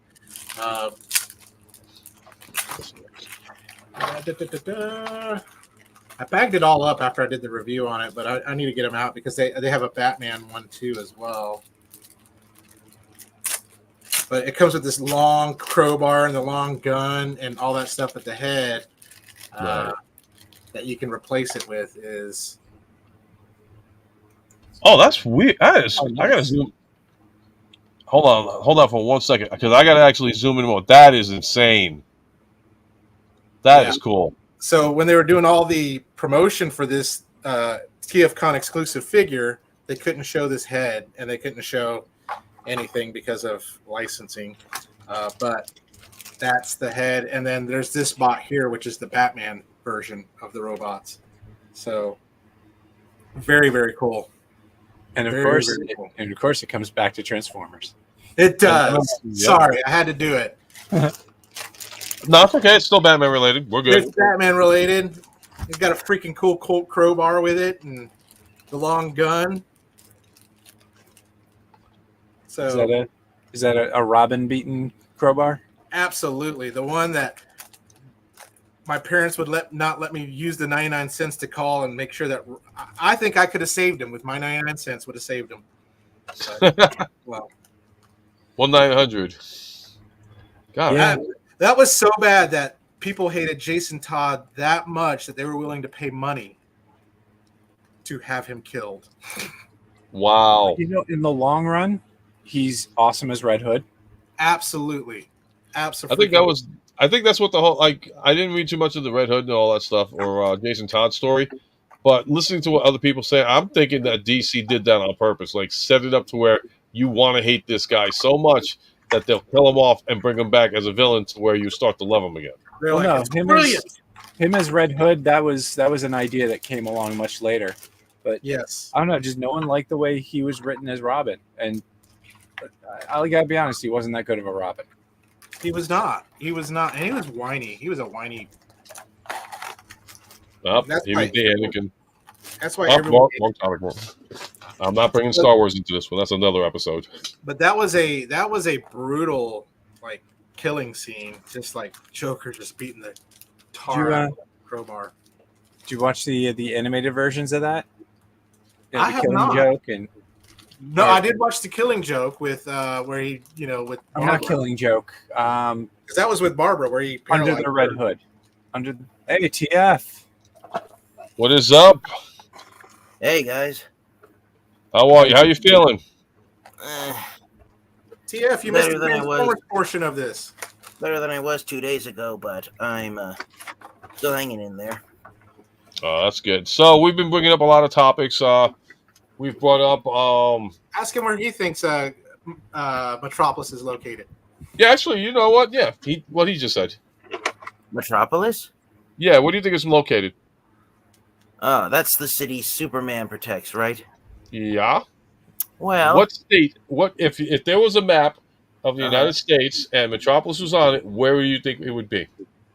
well, considering the fact that it's not that far a drive to his hometown town of Smallville in Kansas, I personally have always imagined Metropolis being somewhere in the Midwest. If I had to narrow it down to choosing one state, I honestly would have to go with it's a hard one between three states for me to choose from, but considering the fact that it's so diverse and everything, I honestly would have to go with Michigan. That's interesting. Yeah. So In good. I don't know, it was Golden or Silver Age or something. Metropolis was a Midwest city. Yeah. Mhm. Everything else from there on has it a coastal city. But you're not going to believe what they designated it to be in the one map that Jimmy brought up. Jimmy, Yeah. do you still have that map? I you miss it? don't know. I think I brought it down. Uh. Let's see here. Yeah, because if he pulls it up, I'm gonna widescreen it, and you're gonna laugh or you're gonna be like, "Are you serious?" When you see where it's located in the supposedly current iteration of it. I am gonna download this image. I'm gonna make it big. Just in case you guys are wondering why I'm not wearing my normal shirt, I had to wash it. It was starting to. Nope, I get it. Let's see. Oh, TF, later I got to talk to you about something. It's shirt related, in fact, Okay. because I have a friend of mine that I work with, and so even Big M is like saying, "Isn't it supposed to be in Gotham?" So, guys, we're gonna pull up the map, and you're gonna be surprised where Gotham City. Well, not really Gotham City. You're gonna be more surprised where Metropolis is. So I'm gonna zoom this in, and I'm gonna do wider screen, full layout screen. So in the comic book lore, which was written a while back, like towards the beginning of when it all happened, they did describe that Gotham City was in New Jersey, in the southern western part of New Jersey. But the thing that cracked me up, oh no, it gets worse or better. Metropolis, which was across the bay from Gotham City, is located in, you're not going to believe this one, Delaware. What? Yeah. If you zoom in on your screen, TF, you'll see, if you look at the East Coast where you see the Superman emblem. Yeah. Oh, okay, so Jimmy's like, okay, yep. There it is. Oh, jeez. That's the state of Delaware. So, That's where they claim Superman and Metropolis is from. none of us were Delaware of that. That's right. Ah. Da-da-ts. Now, of course, when you talk Midwest, that's the Flash in Central City, Missouri, or Keystone, Kansas. Which that makes sense. That actually does make sense. Because Central City, middle of the United States, that makes perfect sense. And Bloodhaven is Atlantic City. Like Bloodhaven and being in New Jersey makes sense. So what major cities are in Delaware? Not Baltimore. That's Maryland. Dover? Yeah. I think that's I don't know. I don't know of any major city in Delaware. Now I'm actually interested when I go to TF Con, maybe going to Delaware just to ask somebody in Delaware, hey, what is your major city? Because I'm 52 years old and I don't know what the hell your major city is. They'll probably say, you're in it. And then you go to the next town, oh, you're in it. You're Uh-huh. not a popular state, are you? And then you go to the next town and they tell you, welcome to Maryland. Yeah, right? But yeah, that was the map layout. Now I'm hearing Now- every time someone okay. says Delaware, I'm hearing Okay, that. now that I means do Wilson. acknowledge that in the Dark Knight films, Hi. they filmed New York for live action scenes of Gotham City. But for me personally, I've always believed that if Metropolis was supposed to reflect an actual city, sorry, I'm adjusting my camera here. I always thought that Metropolis was Chicago. That's why I was originally going to say Illinois before I switched to Wow. I never would have thought that because I mean, like if you go with the TV series and all stuff, they had it in Los Angeles, which was like okay. And we talked about this earlier. It's like okay, yeah, so that was the original George Reeves Superman. It was in California. I would have never have thought Chicago. Because when you think about it, there's lakes out there, and Chicago is right next to Lake Michigan. True, but when they did like Superman Returns, they actually showed like it looked like something out of Michigan, but if you looked across, it looked like New Jersey. So it's like Lois Lane lived in New Jersey for some reason. I don't know why. Call me Lois Lone. Lois Lone? I've always joked to myself Uh, Superman was somewhere in the Midwest because Anyone? I always Sorry, joke to right? myself that Lex Luthor bought Lake Superior from both the United States and Canadian governments to be his own lake. The Superior. That would make sense. Lake. Well, don't forget about Otisburg. Oh, Matt. Otis. Otis. Oh, it was Otisburg. Otisburg. Well, there's a place near Martin and I called Otisville, and I always get those two mixed up. But Otisburg. I just Small can't. place in Saluto. Otisburg. Miss Tessmacher, Okay. she gets his own Otisburg. Okay, I'll get rid of it. Okay, can I change the topic slightly a bit? Hold on. Ghost shows his boat. That is so cool. And of course, this is McFarlane. This boat. That's Is the that McFarlane? is it okay? Is the actual name of the vehicle the Bat Boat, or is it like the Bat? It's the Bat boat. Okay, I thought it was like the Bat Speeder or the Bat Hydrofoil or something. Nah. Is that the one that comes with the bat shark repellent? No, but I think there are some was it accessory kits that come with it. Okay. So I was going to say like, oh, bat boat comes with the. Oh no, because they took the bat copter. They took the Or back the bat copter. chopper. Yeah, the Yep. bat chopper. So on an unrelated note, I got these last weekend. No Transformer stuff. Goodbye. Transformers talk today. Memo. Banned. All right. No Transformer Anyways. stuff. No Okay, so Transformers. let me try and Unless, hold on, TF, there is a little technicality. There was a There was technicality. a technicality, and Jimmy G did it. If you have a Transformer that is Batman related that you have in your collection, you are more than welcome to share that. Well, I do have. And it can't be Rat Bat from that Soundwave has. No, What about Wing Thing? You forgot No. him. I don't want to see anyone's thing.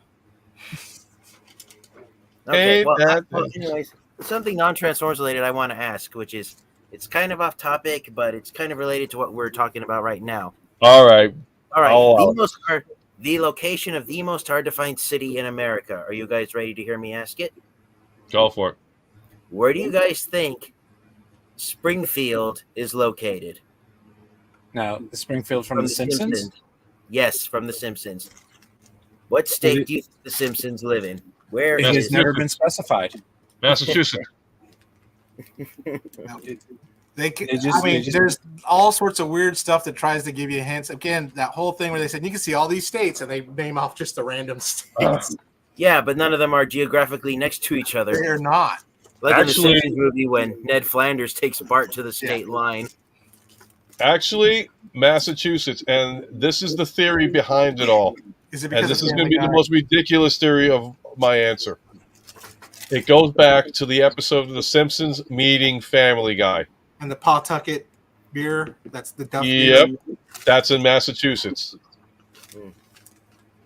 And they weren't that far, it was like they were in the same state, but, they've driven further. So it's like, yep, Springfield, Mass. All right, TF, And, lay it on us. Where is Springfield? I don't know. That's why I was asking you guys. Massachusetts. I got a sister-in-law who lives in Massachusetts. But what's the state that not the state, the city that they live in though? Oh, Family Guy. Quahog. Oh, Thank Quahog. you, Quahog. Yep. Well, Quahog, not to put in my Massachusetts. two. Well, if I could please put in my 2 bits, I've always imagined Springfield was in the state of Nevada. No, you know what I thought it was originally was Hmm. Halloween. Since we're in the month of October anyway, Halloween isn't that was that Springfield or Springwood? That was Spring. I thought that was Springwood. No, wrong movie. I'm thinking Nightmare on Elm Street. This is what happens when old age starts to kick in. Well, I was just gonna say, I think this Springfield from The Simpsons is in Nevada because it's near Area 51 and its location has to be kept a secret. All right, I'll give you that theory. Will. Which is in I'll Nevada. give you that. So the other thing we were talking about, TF, was Batmobiles, like the current, like from the black and white movie till the current iteration. Oh, Which yeah. one do you think was one of the best Batmobiles, and why? Is it just movies or TV shows included? It could be any lore. It could be cartoon. It could be movie. It So, could be comic. Okay, if you ask me what, in my opinion, is the all-time best Batmobile, it's definitely from Batman, the Batmobile from Batman the Animated Series. That's 2. So Batman animated series is winning this one. Mm-hmm. It's okay to be wrong. Uh-huh. Two Uh-huh. But I'm not people wrong. can't be wrong, man. I'm not wrong this time. Batman the Animated Series is the best Batmobile because it's always there the moment Batman needs to call it. It actually follows the shape of the road, so it never gets banged or dinged up. And the only time it got damaged, I love those animation mistakes when it actually follows like the curve of a road. yeah, like It went over a hill episode I'm and talking about where all it the did wheels that. stayed. Yeah, like it snaked over it. Yeah, I love those animation mistakes. Uh-huh. I gotta bring it in. Dang. But the reason why I like that version of the Batmobile is because of its long, elongated nose. It's like Batman, he never officially stops being Bruce Wayne because even the Batmobile is the length of a limousine. I loved it. Like, is this the one? Yep. Okay. So luckily I got it down here, and I got the reissued version of it, like the nuclear toxic version of the Batmobile. Mm-hmm. So I have the clear toxic version just because the wheels are green. then the windshield, but Okay. I don't care. That's So all I good. didn't But get that one. I got I the still one. have my original 1992 Kenner Batmobile. It's out love in my this. parents' garage. Yeah, Oh which is yeah, that's yeah. I just have a reissue of it. I have the standard blue version of that. Yeah, I have that. Well, no, I don't have that one. I have the original, and I have the one they released before that, where it's black and the windshield's red. see, I wish I could have that one, but I'll take what I can get because this is I missed out on the first one, but this was still like the same mold, just different colored window. Yeah, just a reissue. I mean, it's like a still green bat. I'm like, no, I got to get rid of that one day. Uh-huh. But this was one of my favorite ones. But I mean, I'm gonna go with the Futura, just because it was a unique mold, and it was never really released out to the public. I mean, it was, but very, very rare. So for that, and Yeah, this it fact didn't that do it well. looked like It didn't do well. it didn't do well, but the fact that it was like one of those kind of vehicles where it's like, yeah, I could see this looking like a car for a Batmobile. Uh-huh. It just was like, whew. Okay, hey Clint, what's going on, man? I'm gonna put your comment up here.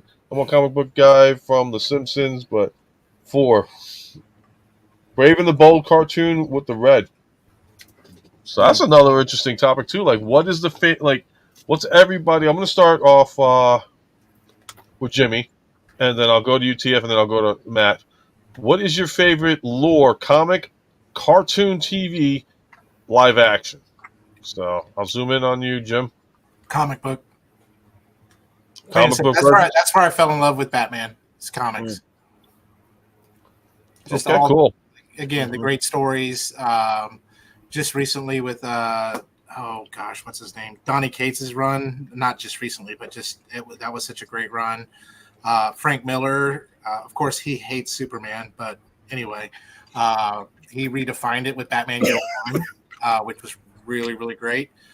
And Neil Adams as Batman, like Happy said, really cool. I mean, the Silver Age Batman looks great. I mean, comic books is where I fell in love with Batman. So for me, it's comic books. All right. And TF. Definitely cartoons. I fell in love with Batman after watching Batman the Animated Series. I think I was only 2 years old when I saw episodes airing in reruns. And so that Batman was my first ever superhero that I dressed up for Halloween.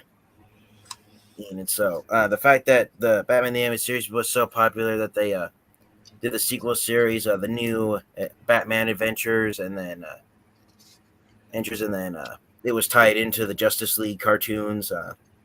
So Batman cartoons all the way. Even with the reimagined ones like Batman the Brave and the Bold, the Batman series, and my least favorite one, because it started off with villains that I wasn't aware of at first, was Beware the Batman.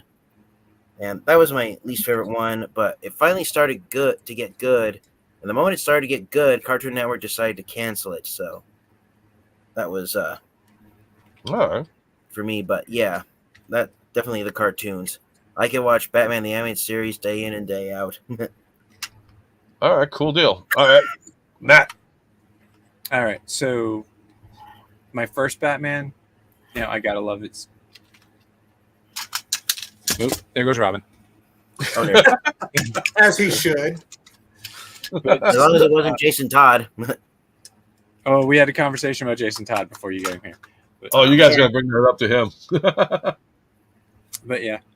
Oh, the Bat Cycle. Nice. First Batman being, the 66. Definitely loved the Burton films with Michael Keaton. But BTAS is what hammered it home for me. Mm-hmm. The DC Animated Universe Batman. Mm-hmm. Batman the Animated Series. It's cool. All right. Three different people with three different ways they got introduced. So. Oh, then you're gonna love mine. What's yours? Happy Meal toys. Nope. Does happen? And I'm surprised that nobody's really brought this up. And it's like, this wouldn't get the button of shame, but it's kind of like a wow. But then again, it might be just because of my age.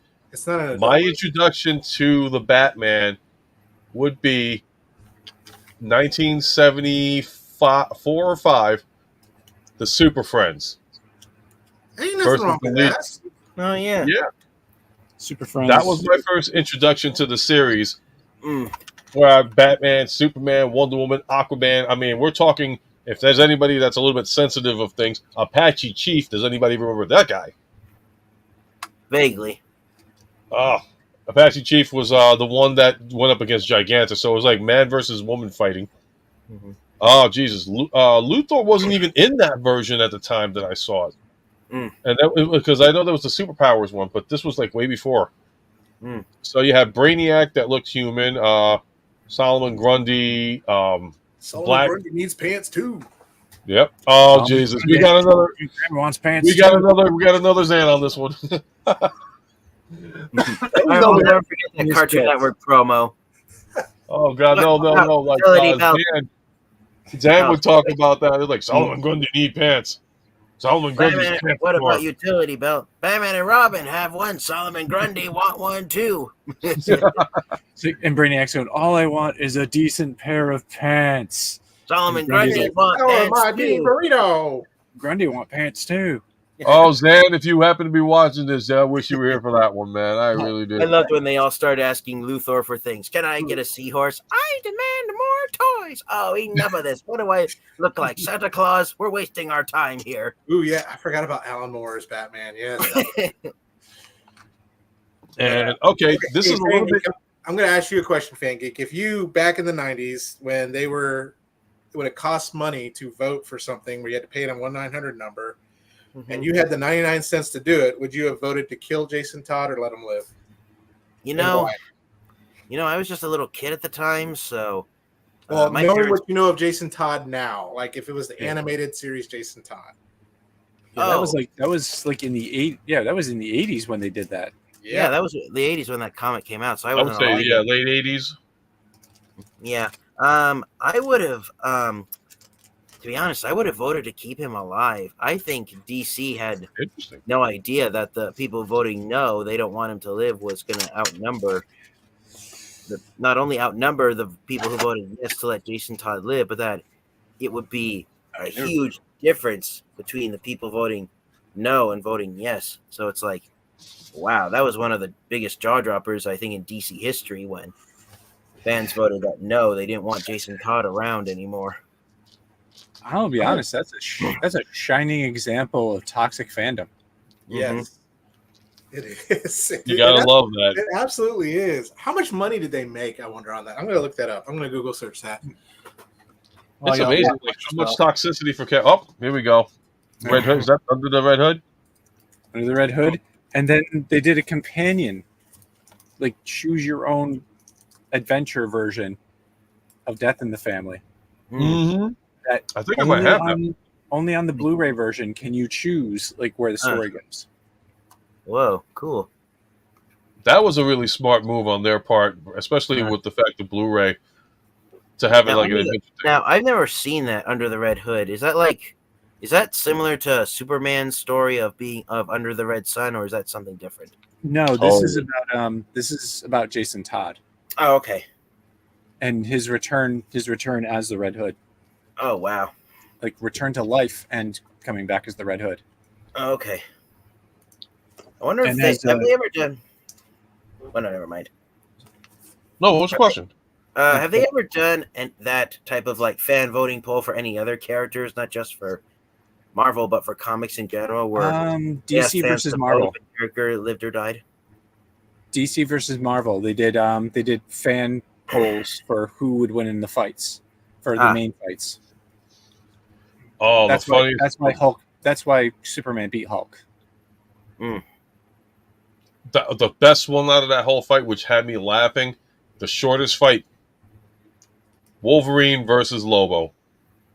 Just Wolverine chilling out of the bar, just talking. Lobo just like getting in his face, just kills him in one shot. He's like, goes back to his beer. Like, anyways.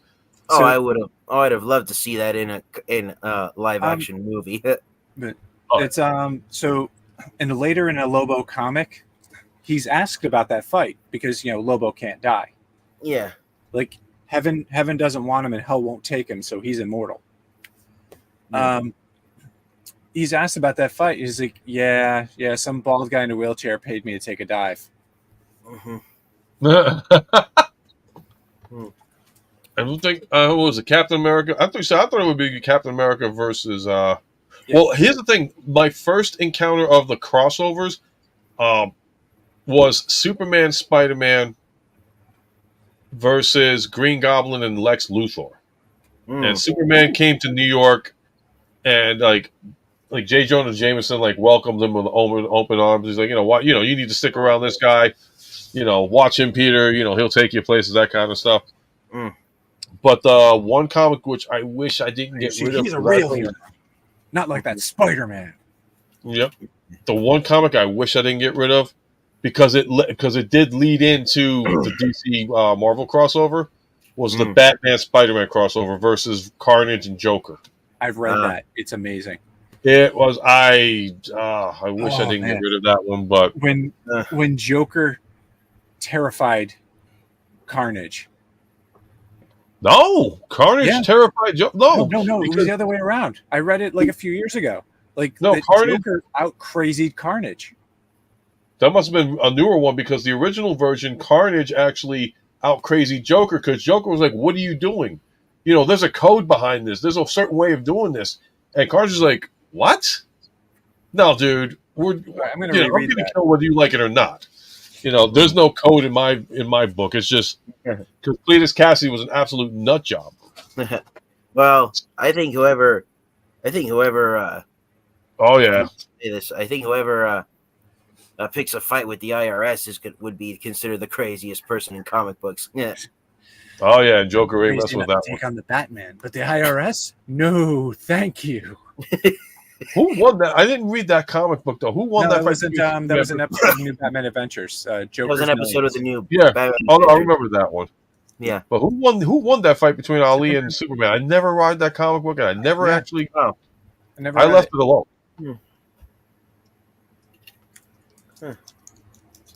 Even though there It's was one a of those- comic book where Superman fought Muhammad Ali. Yep. Yeah, Just who won?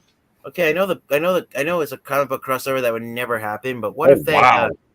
What if I'm gonna- Superman? What if Spider-Man met the Teenage Mutant Ninja Turtles? Which one? That would be Spider-Man cool. meeting the Teenage Mutant Ninja Turtles. That'd be cool, but I don't think Disney would do it. No. No. I don't think I think since Disney bought Marvel, the crossovers with other companies Yeah. ended, right? Yeah, I believe so. Yeah. Yeah. Well, of course, they messed up Star Wars. They messed up freaking Marvel. They messed Like, up Muppets. You talk to, and I love the crossovers with like Ninja Turtles and Batman. They're like, I can imagine that phone call, like IDW's like, hey guys, DC, we were thinking about crossing over Batman with Ninja Turtles. What do you think? And, on the other end, like, dude, let's do that. That's awesome. Let's do that. Yep. It's And I great. thought it was well played out. I thought it was brilliant. The only crossovers now is with other Disney properties. So, like, you had Wolverine and the Predator. I was hoping they would have done a sequel where the Joker Eye Shredder brought out all the mutants, and then they teamed up with I don't know what villains from Batman that weren't in the first crossover movie they could do as a partner for the Shredder. I'm trying to think what other crossover Batman should have been with in regards to, like, Batman Wolverine. That would have been a nice crossover. Uh-huh. Well, before Batman- before Disney bought Fox, there was Batman and the Predator. That was a good one. Right. Oh, here we go. Yep. So here's the Batman Ninja Turtles trilogy. Cool. The first the animated movie is mostly based on this. Ah. The whole Joker Eye Shredder thing was for the movie. Uh-huh. They did make a good deal of changes.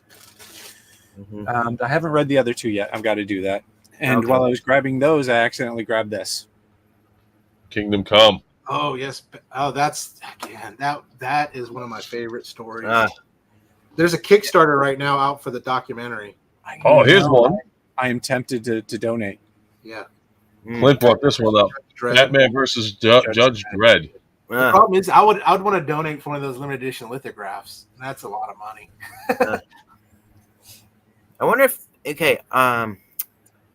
I know that it probably would never happen, but what if they did a series focusing on this guy back here?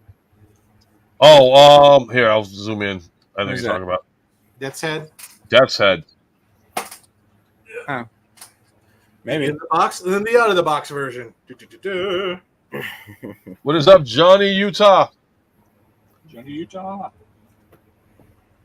I think Death's Head would be a good, but I don't know. He is kind of an obscure character. I think if they wanted to, like if they could do it, it would probably have to be within a Guardians of the Galaxy movie. Batman versus Johnny Bravo. Johnny Bravo, thank you very much. Well, we had Batman meet Scooby Doo back in the 70s. If they do it, they even did it now. They like updated it too.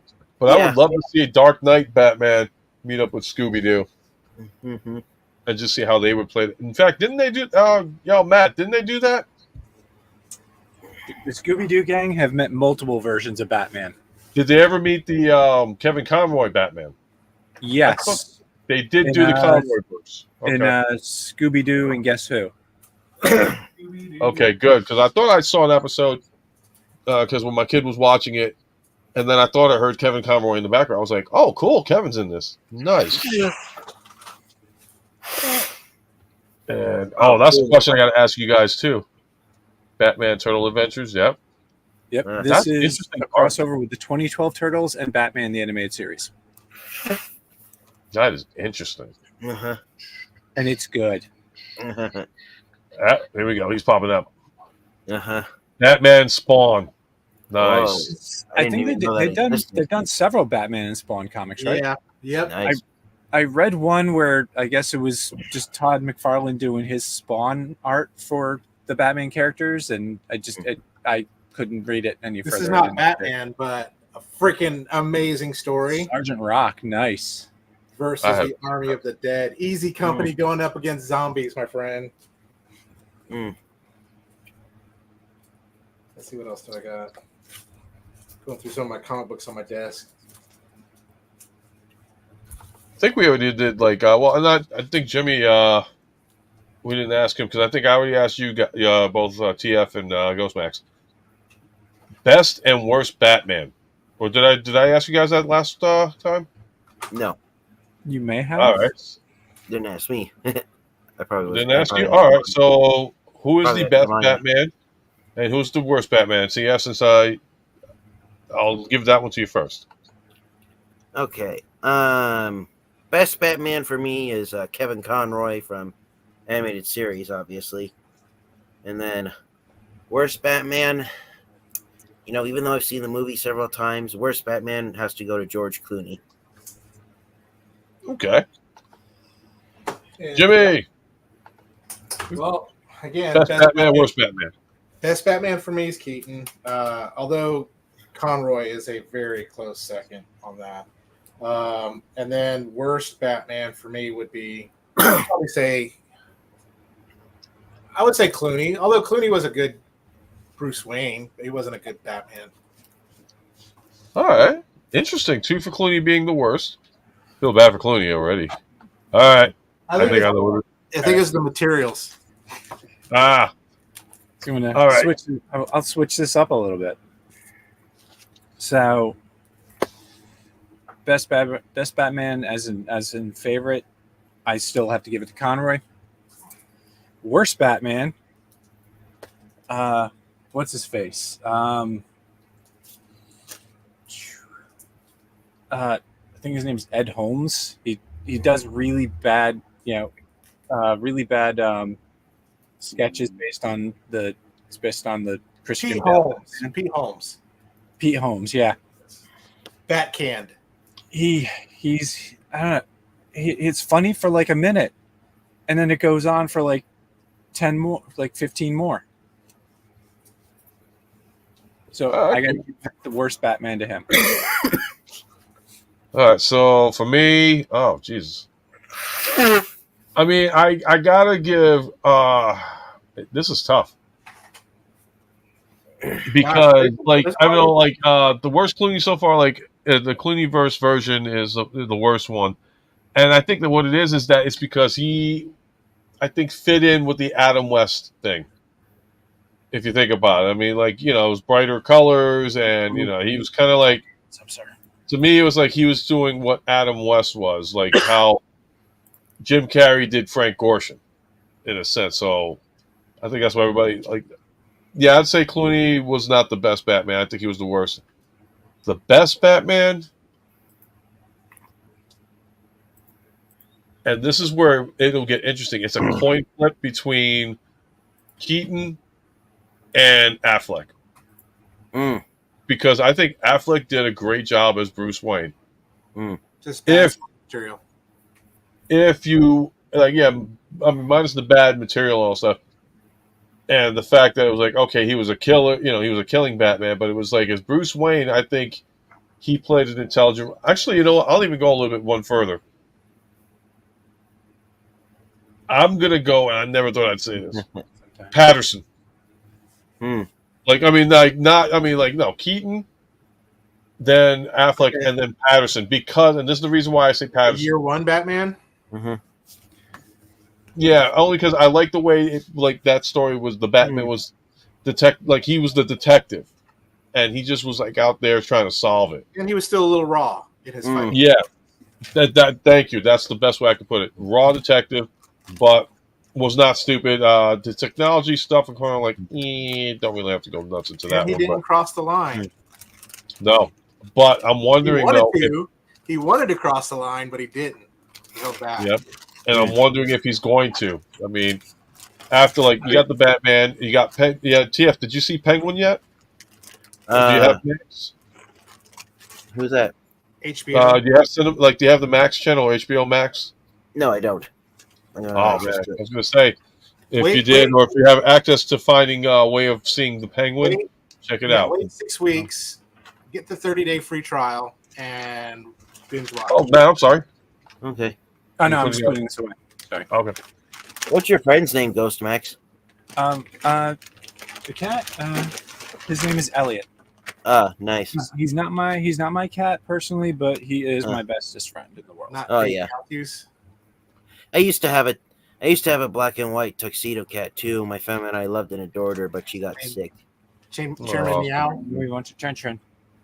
Yeah, she was the sweetest cat ever. We named her Ding Dong. What else can we talk about? Batmobiles. Something I did want Well, you to. could also talk about best or worst Batman artist. Well, there was Okay. some, Well, you know what? I'm going to stay out of this one because I'm only familiar with Bob Kane and like the Saturday morning cartoon versions. And then, all right, go for it. All right, who wants to go I have first on such that? limited knowledge on the comics, so I can't answer that question either. No, we can still have it like cartoon or like animated and all that. Like best art style. Yeah. Like Okay. if you don't know the artist, you can always say, okay, like animated series or Okay. Brave and the Bold, that kind of stuff. So yeah, I'll let you go first. Oh, me? Okay. Yeah. Well, in terms of best art style, you guys are going to think this is a surprise. You guys might be surprised to hear this, but in terms of art style of the characters and how they appeared, you guys are gonna be shocked at what I'm about to say. But in terms of art style, my favorite Batman would have to be Batman Beyond. In terms of the art style, All right. Well, it's still the Bruce Timm art style. yeah. Worst style. Worst, well, even though Beware the Batman, the CGI wasn't that great, even though it came out in like what 2011, 2012. Worst style for me, I would have to say, in terms of art choices, voices, and character appearances, and the overall story, it would have to go to the Batman series. Okay. All You right. guys know who that is, right? Yeah. That came Yeah. out right after that. Yeah, that series came out after the new Batman Adventures, right? Yeah, Yeah, it was originally designed to be a prequel to Batman the Animated Series, but then it kind of evolved into its own continuity. No, I think it was always meant to be its own thing. Really? I Yeah. thought when it first came out, it was advertised as being a prequel to Batman the Animated Series. Being advertised and its intention, of course, are two different things. Yeah. They were advertising Batman Begins as a prequel to the '89 movie, but we all knew that wasn't the case. No. All right, Matt. So I'll give it to you. Best and worst. All right. So of course, I love the Bruce Timm style, but as comic wise, I don't know. I just have this warm place in my heart for Neil Adams, like his Batman. Neil Adams is so good. It is so good. Like, I mean, I like the Jim Lee. Jim Lee's good, but just something about Neil Adams' art. It's beautiful. It is. Worst or my least, the one I don't like or least like.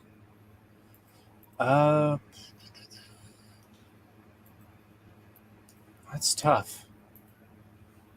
It's hard because there's a lot of good ones. It's hard to pick a bad one. Mm-hmm. Yeah, I'm undecided on that because I don't think You want me to come back to you on that one? I mean, I guess I'd have to say like whatever Teen Titans Go is. Yes. Oh, don't even mention that accursed title. Never say Are that. you even Never mention that. categorizing that under Batman? I'm leaving. I would think that would be Teen Titans is its own entity. Well, he shows up on it. Yeah, he does. The one time. Yeah, well, the two couples. Several times. Yeah. All right, Jimmy. It's so again, it's a hard one. Where you go Neil Adams, I'm gonna go Jim Lee. I think Jim Lee's Batman was really, really iconic. I mean, Frank Miller's was iconic too. But yeah, Jim Lee. Gosh, if you want to do top five, we can do Neil Adams, Jim Lee, Frank Miller. Then there's oh gosh, I just had his name in my head. They'll come back to you. Not Bruce Timm. McFarlane's was good too as well. The few covers that he drew. But worst, yeah, it's hard to find a worst. Alex Ross's was great. It's hard to find a worst. I would say like Matt said would be the Teen Titans Go Batman from an art style. Okay. And I can point out one that I kind of think is weird looking is the Long Halloween. Like That it's is not a weird bad, looking it's one. just weird. All Like right, weird proportionately. so here's a good one. Best written, worst written. Who wants like best written Batman story, worst written, or let me rephrase that. Best writer for a Batman series, worst writer for Batman series. Who wants to go on the first on that one? I don't feel I'll break- qualified for that. I'll break the ice. I mean, you can go with animated if you want to too as well. Yeah. It can be anything. Well, I don't know any You got specific an answer. names. I don't know any specific names, but now when we say best written, does this mean like the best stories and best? Yeah, Plots. and yeah, it could be any lore, movie, animated, comic. Okay. Well, for me personally, I would have to go with Batman the Animated Series again. And for worst one, that's kind of hard because okay, I hate to say it, but worst one I would have to say would be in terms of stories told, I would have to go, and I hope you guys don't hate me for saying this, the Adam West Batman series for worst writing. For shame. No, I'll give him that one for the fact that it was campy, it was goofy, but the time frame that it was out there, that explained a lot. They had a good stuff. Very All right. close second for I used worst to think writing you were for an me. old soul Tia fan geek, but now you've shattered those perceptions. I actually wait. I take it back. I changed my mind. There is one worse that I felt had Oh. worse storytelling than Adam West. Now that I've given it a second thought, Beware the Batman. That I just couldn't follow along with the stories with the villains. I know it was trying to be dark and edgy, having Katana be Batman's partner instead of Robin, but they just had a poor choice of villains, and it was just too gritty even for my taste. Okay. All right. Who wants to go next between? Oh, he's gone, so I'm going to give it to you, Jimmy. I am going to go with He pulled the Batman. I'm going to go with two, and their names are iconic. And, I'm gonna go with, and one of them appears on the worst writer too, as well. Both the best wow. and the worst. So best, Alan Moore, Killing Joke, iconic, and then of course Frank Miller, early Frank Miller Batman, Okay. amazing. Late Frank Miller Batman, kind of dull. Okay. I can agree on that. Okay. Later Frank Miller Batman writing is terrible. Oh no. I'm the goddamn Batman. Yeah, it's horrible. All right, Matt, what you got? So you know what? Going with worst, yes. I'm gonna go with with Jimmy G on that one. Later Frank Miller Batman is bad. Okay, my love of BTAS aside, best story or best writing. So many good ones. There's just so many good ones.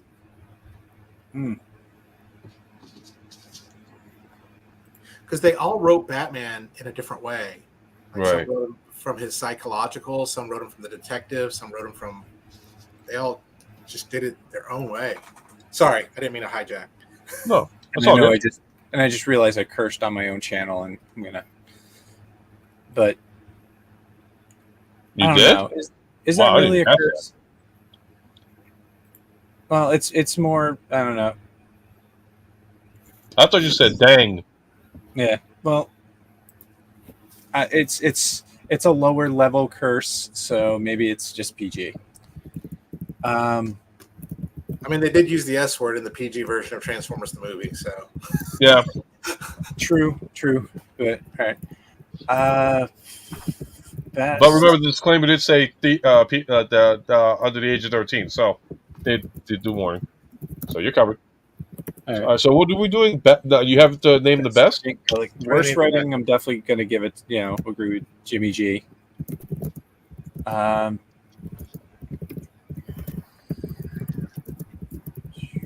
And some of the best writing.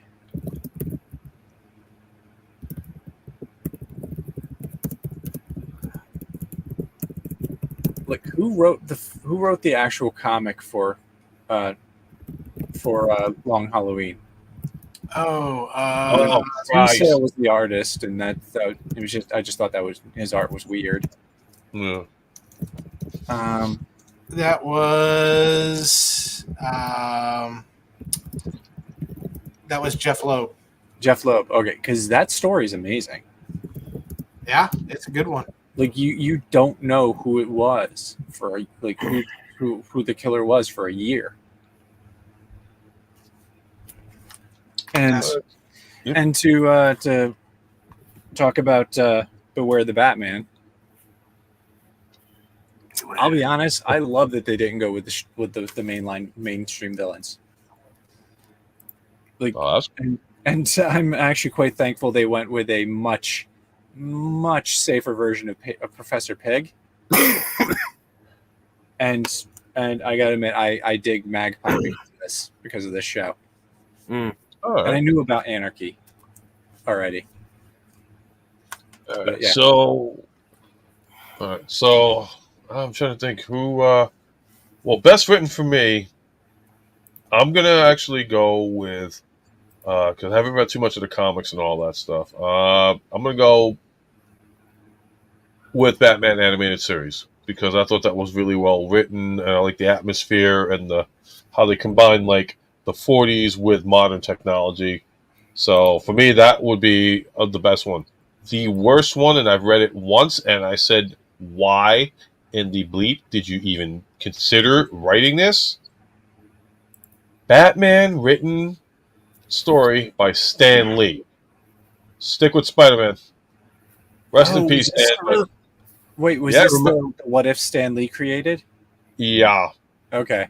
I glanced over it. I never actually read it. I never read it. I was like, no, stick with Marvel. Stick with what you did. Stick with what you created. I just was like, he did the Batman story. I'm like, Mhm. no, there's some things in life that you're not meant to write. That's one of them. And I'm glad that it was just a one-time deal. After that, I was like, no, thank you. Mhm. I'm glad I didn't buy it. I mean, it's probably worth a mess load of money, but just sometimes there's certain things that you got to take into consideration and be like, nah, it's not worth it. Here's a good question. Most tragic Batman villain, like you were like, he was evil, but necessary evil. That it was just a tragic story. I already know who I'm going to say for this one. Who do you got? Catch a lot of heat for mine. All right, I'm going to say Victor Freeze because I agree with that one too. That was mine too as well. Because he's doing it for the love of his wife, and he has to go out of his way to try and save her, and he'll do anything possible. It's like the worst thing you could ever have is the power of love dictate where you're going to control, how you're going to control your life. Oh yeah. So for me, Victor Freeze gets it. I catch a lot of heat for that. Like, a lot of people's like, oh yeah, well now he's got a power suit. That's not a power suit. That's a suit to keep his temperature down so he doesn't, Die of heat stroke in the middle of winter. Mm-hmm. Yeah, that is like, yeah, I would agree too. That's probably the most love, like you said. And everyone would go, oh well, Joker this, Joker that. Is it? No, his isn't tragic. His is psychotic. This is unfortunate. Yeah. But yeah. There's three Jokers. Depending on which Joker it is now, because Killing Joker may have not actually been his origin story for reals. It's up in the air because. Yeah, and that's the thing too. He's absolutely, and Clint, you're absolutely right. It's like once she woke up, it was like she left him and went with somebody else because it was like Victor was like, I loved her so much and I saved her, but I'm a monster. How can she be? Yeah, I was like, that to me was like, you did all of this because you loved her, and now you can't be with her because of So- all the stuff. So it gets even more tragic if you go by the DC animated universe. Mhm. Okay. You know, she's at the end of Batman and Mr. Freeze Sub-Zero. It's mentioned off screen while Freeze is outside watching someone's television. Yep. That the success this whatever the surgery that she needed was a success and she survived. You find out later that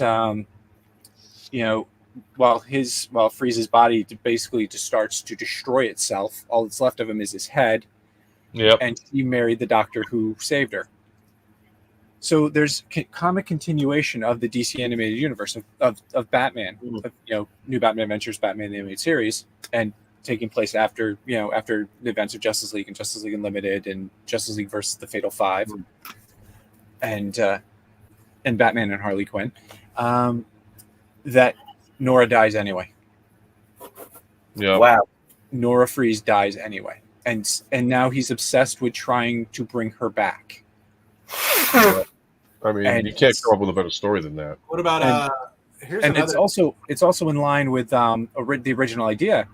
Like Bruce Timm didn't like when they brought her back because the whole tragedy of the story that he he envisioned and they brought about for his first step in his introduction episode that Nora's dead anyway.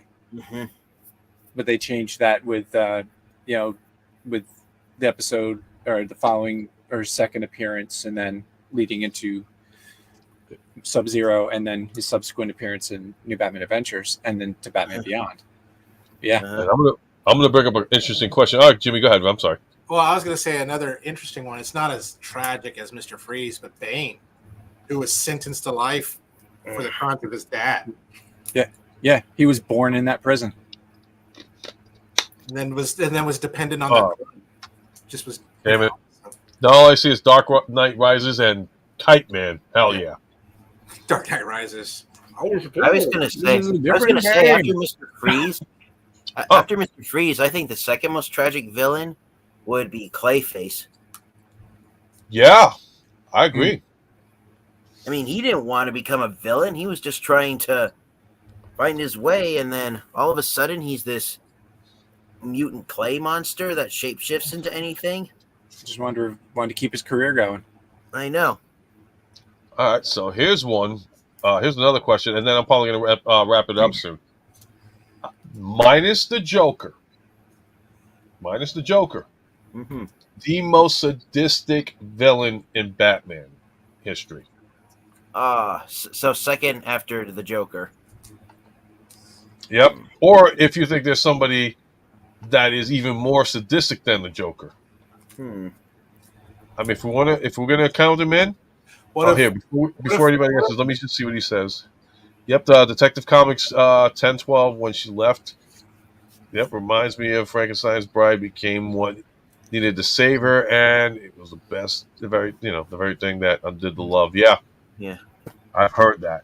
All right, so who wants to go first on that one? Oh, he's got it. All right, Matt's got his hand raised on this one. Victor Zsasz. Who's that? Why? Okay, why? Victor Zsasz, because he's a serial killer who then every time he kills someone, he cuts a tally mark onto his own body. Like Killmonger. Okay, so Jimmy, what do you think? Oh gosh, I mean, there's a lot of really bad ones. Can we go with one that was created by the Joker? Yeah, The go for it. Batman Who Laughs. Yeah, I was just looking at something about that too. Wicked, evil. I mean, you think about the smarts that Batman has, but with no moral compass. Yep. Okay, I'll definitely go with that one. Okay, so that's two. So we got Zaz, we got Batman Who Laughs. TF, who do you got? It's really hard for me to narrow it down. Superman. I'm just kidding. I have an addendum when TF is done. Yeah, Mr. Balloon was also a bad one too. You guys gonna be interested. You're gonna be surprised what I'm gonna say on this one. Huh. Well, I was leaning towards maybe Bane or Scarecrow, but I'm gonna have to go with Two-Face.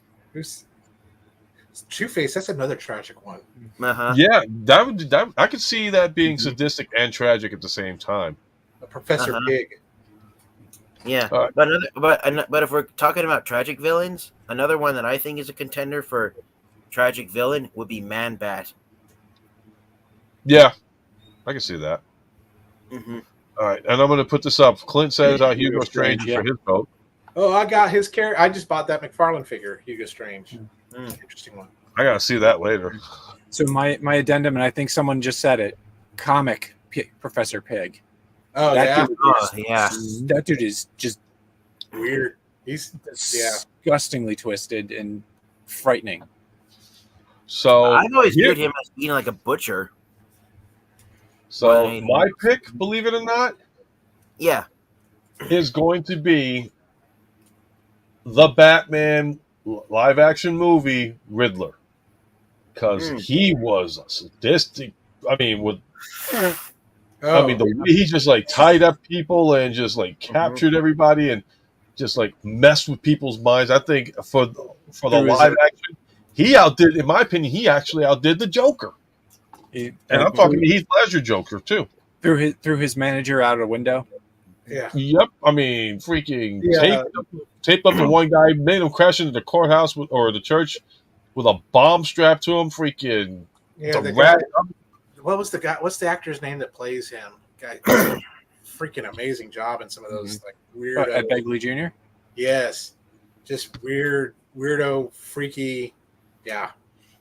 Just That word weird. Of course, Jim Carrey was Riddler. Weirdest Batman villain. Yep. Well, Jim Carrey did more of a Frank Gorshin version of it, and it was kind of like, but like the Batman. Pattinson Batman. Paul. Okay, I think Clint's saying it right here. Paul Dano. Yeah. Oh, okay. We're talking about Pattinson. No, I thought we were talking about. Yeah, the Patterson. No. I wouldn't.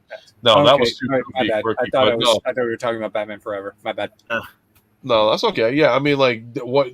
I mean, that Riddler was just plain sick in the head and and just like I was like, wow, I've never seen that incarnation of Riddler. Not even in Gotham, not in any lore that I've ever seen. That Riddler was like a mean, vicious nut job.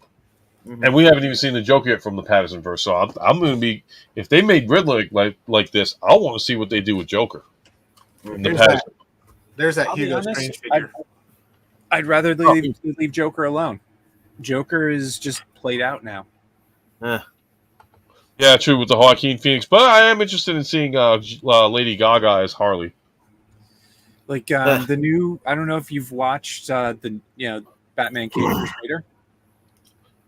No, I haven't seen that one yet. I'm like going through a couple of them right now. But they introduced Quinn. They introduced Harley Quinn without Joker being involved, and it's amazing. Good. It's a totally new take on Harley. So, who do you think is the weirdest Batman villain ever made? Polka Dot Man. Polka Dot Man is pretty weird. I was gonna say weird, but also threatening.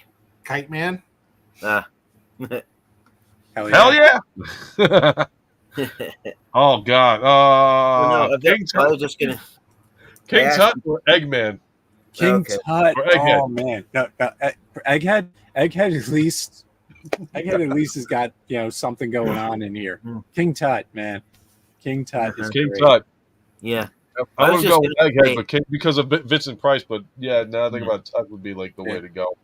Yeah, I was gonna say weirdest villain who I think actually posed a threat and was menacing was the ventriloquist and Scarface. Yeah. Oh, here's one. Then that one also borders on tragic too. Which one? The ventriloquist and Scarface. Oh, I don't know if you remember in the Justice League series when they go into the alternate universe and the villains in Arkham Asylum were all lobotomized. When they show the ventriloquist and Scarface, the puppet has two marks, but the ventriloquist has 0. So it's like giving the ventriloquist puppet 2 lobotomies is what lobotomized both of them.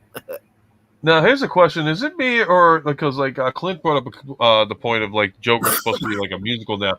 Is it me, or lately everybody's been doing musicals, like Star Trek? This is way off topic. Like Star Trek, Strange New Worlds, that was a musical, and I'm still scarred to seeing the Klingons singing in a musical. Oh my god, that was so funny though. It was, but it's disturbing. It's kind of like a what the heck are you? Well, wait, isn't our next live stream a musical? Like Ultra Megatronus Presents the next one? If anybody can sing, go for it. Oh, you didn't know that? Which one the number you're going to have in the middle of that one? We're going to do live with Ultra Megatonus the musical. Oh, I hope I'm well enough to see that. When is it? Working on the details of that one. I'm friends with several musicians, so That's possibly really happen. You know what? Let me see if it works. Let me check my calendar here and see if it's available at a certain time. Hold on 1 second. It's like, oh dang, it's all booked up. No, I don't think anybody's up for a Tuesday podcast, Tuesday stream on April 1st. So, Yeah. Oh, we'll leave it at that. But Hey. Clint said he'll pay for that Blu-ray. He said he would. He would. I'll pay for that day. Oh, whoa, what happened here? oh, we lost Jimmy G. Jimmy G got disconnected. We will get him back. And he's back. I was going to say, Clint said he'd pay for it, so that's going to monetize you, Ultra. I hope God, please. You don't want to monetize. I don't want to be man. I don't want to be monetized. It's like live with Ultra Megatronus, the musical. The hills are alive with the sound of music. And then you can sell the soundtracks. You can make shirts. We can go Broadway tours. Resell the movie rights. Yeah, merchandising. Merchandising, where the real money from the movies are made. Oh my Lord, the musical. I would. Gosh. Oh my God, who would be the lead singer of that one? And it ain't me because I can't speak for the squad. Ooh, Okay, TF, you got the lead singer role.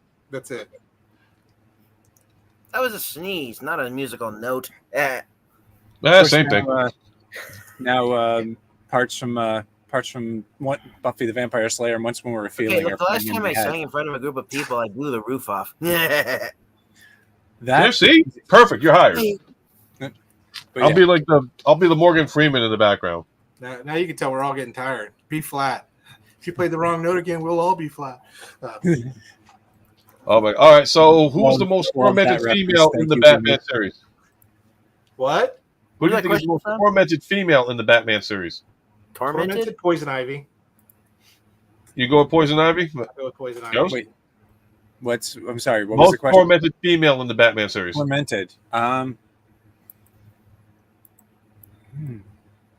surprised you didn't go with Harley. Are we saying I'm tormented? going to go with Harley.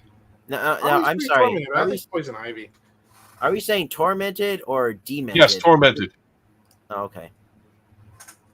So, who do you think, TF? If the female, most tormented female in the Batman stories? And I'm gonna say this after he gives his answer because this one nobody will see coming. Okay. So my vote. Put my face back on. My vote. I'd have to go with Talia al Ghul. Up. Guess what? Clint agrees with you on that one. And controlled by her father. Yeah. Uh-huh. And giving up her body for his soul to inhabit. Ugh. Okay. Yeah. In Batman Beyond, but You got to think, well, Poison Ivy, that's another love story, but this didn't turn out right. Right? So she loved her professor, stole some chemicals, things like that to get an artifact, and he became paranoid and killed her with those very chemicals. Yep. So my answer, and you guys are gonna be like left field on this one because my son plays this game all the time. The Telltale Vicky Vale. I just said Vicky Vale. That's interesting. Oh, you did? Yes. Vicky Vale. I'm like, what? I said it as a joke, though. But Yeah. all right. No, I mean that's why I was kind of like, okay, you went with this, you went with that. I'm like, well, wait a minute. Vicky Vale was pretty tormented, like with a childhood, and like I was remembering watching the Telltale series because my autistic son loves playing that game, and he's gone through every scenario Interesting. And So an I was like, Elseworlds kind of Vicky Vale. yeah. So I was like, you know what? Vicky Vale had a tormented life. So, because I'm thinking, okay, everybody's going to say Harley. Everybody's going to say so-so. I'm like, wow. I mean, nobody mentioned Selena Kyle. That's interesting. I was gonna pick Catwoman, but But she's I like don't an know. anti-hero, right? She's kind of But like then a... there's so many different backstories here's for one. Selena. Deep cut. April Clarkson, known as Midnight, as a tormented. I'm not familiar with that character. I don't know anything about it, so I was like, I'm sorry, I feel so left out of this one. But all right, well, you know what, guys, I'm gonna basically call it a night tonight because I do have to work.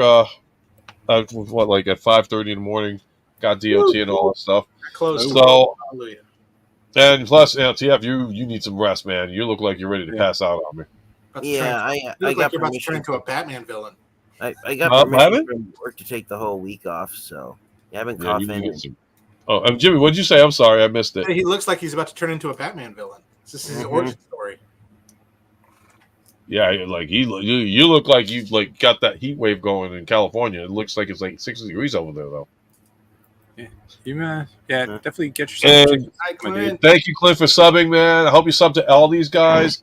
Like, awesome content. If you got kids and all stuff, we got family-friendly content from this gentleman over here. He does Twitch TV under GhostMax8, and he plays family-friendly games. So if you got kids, definitely have them check him out. Quality entertainment. And again, I'd like to thank everybody that came on tonight. You know what? You know what? You guys do your outro. I'm just gonna. All right, TF. Let's see if we can do it in under a minute.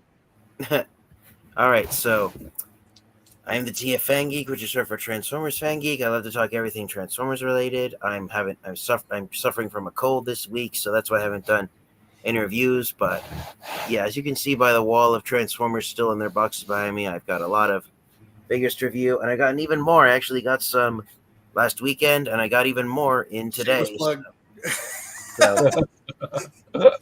So bringing the Transformers into it. No, because this is an outro. It's a legitimate thing. Okay, all right. Yeah.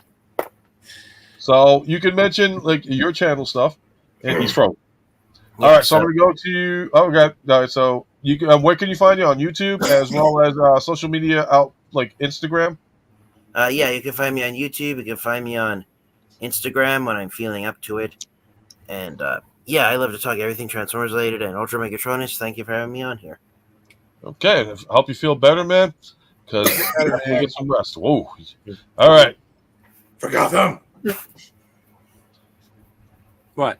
That's a Tron. I don't know. If I see a cat jumping, That would be awesome. But nah, where's that cat? They're not fixated on something else. Meow, meow, meow. He's right here. He's fixated on something else. Okay. But, all right. I'm GhostMax8 on Twitch.tv and here, and yes, I will eventually, put my recorded streams on here. I'm a cartoonist, puppeteer, and real estate agent. If you see the hashtag down there, that's the hashtag for the team I'm in. Right. And I play family-friendly games. I'm playing Lego Indiana Jones 2. Still undecided what I'll play after that, which Lego game after that. But feel free to give me a follow. Buy it, get a sub. I'm going to start, getting some emotes and such on there. But thank you, and thank you for having me on. Wonderful. Have a wonderful night. Awesome. Thank you for coming on again. And they're calling you. Has that been there the whole time? No. Just now noticed it. And then we have this man, and thank you for coming on. Special guest this evening, Jimmy G. And I'll let Well, the thing with me is I'm Jimmy G, and the place to be with the good, the bad, the awesome, where we talk about all things pop culture. So just kind of a useless wealth of useless knowledge in me. So if you are having trouble sleeping and you have insomnia and you need a good white noise machine, subscribe to my YouTube channel. Put it on there. I guarantee you will get the best night's sleep of your entire life. So the good, the bad, the awesome, YouTube, Facebook, Instagram, TikTok, the food, the bad, the awesome. Watch me eat a burrito, talk about Transformers, Batman, all that good stuff. We'll see you later. I'm still waiting for that episode of the cooking show. I want it. I want it. I want it. You have it. You have it named. I want to see it. And everybody here, as you can see, has great content. And definitely check them out. And please hit that like, share, subscribe. Follow these guys. They bust their humps to give you quality content. And again, thank you guys for coming out this evening on this special Megatronus Presents the Bat Night Banters. I'm glad. I had a great time doing this evening. We had so much we had to talk about. It's gonna be interesting to see if we could come up with more stuff the next time. So, Well, we could talk about Delaware. best characters Batman's interacted with. all right, we'll save that for another time, sure. Because if we keep talking more, we're not gonna have anything for the next episode. Mhm. So, and we'll probably do it like a once a month kind of thing, and I'll incorporate Jimmy into the intro this next time. Whatever. Do it. So- Do you.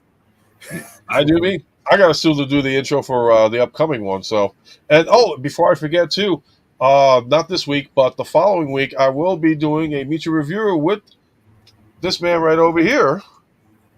So hopefully you guys will be able to check out that interview, and as well as check out the interview I did with Ghostmax 8, and then in December I will be doing an interview with TF Fan Geek here. So It's going to be, my Meet Your Reviewer is going to be a nice 3 hours about my favorite little. Oh, we lost him. wow, He babbled himself out of the live stream. here we go.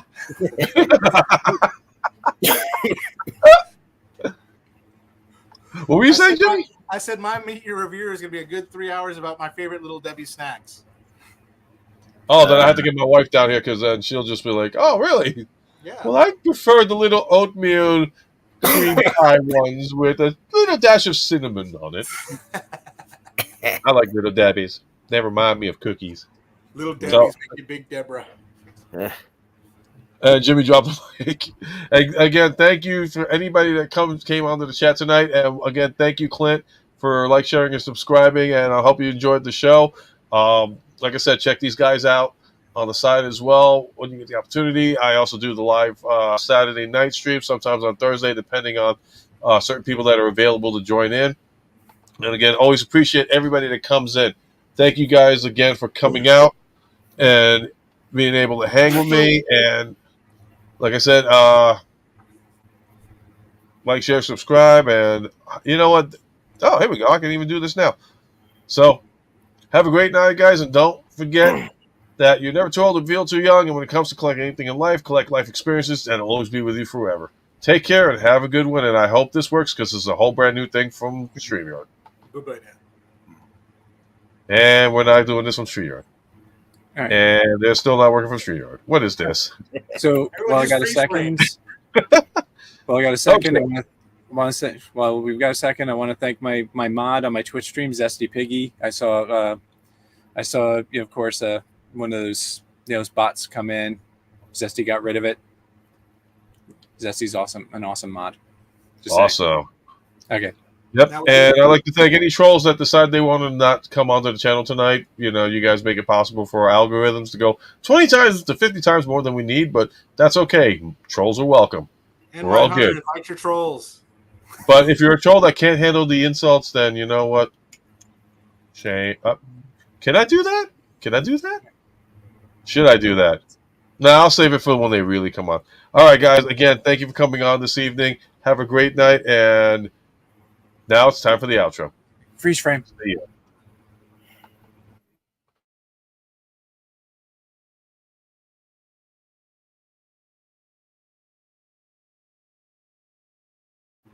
Okay, now that I screwed that, We're still going.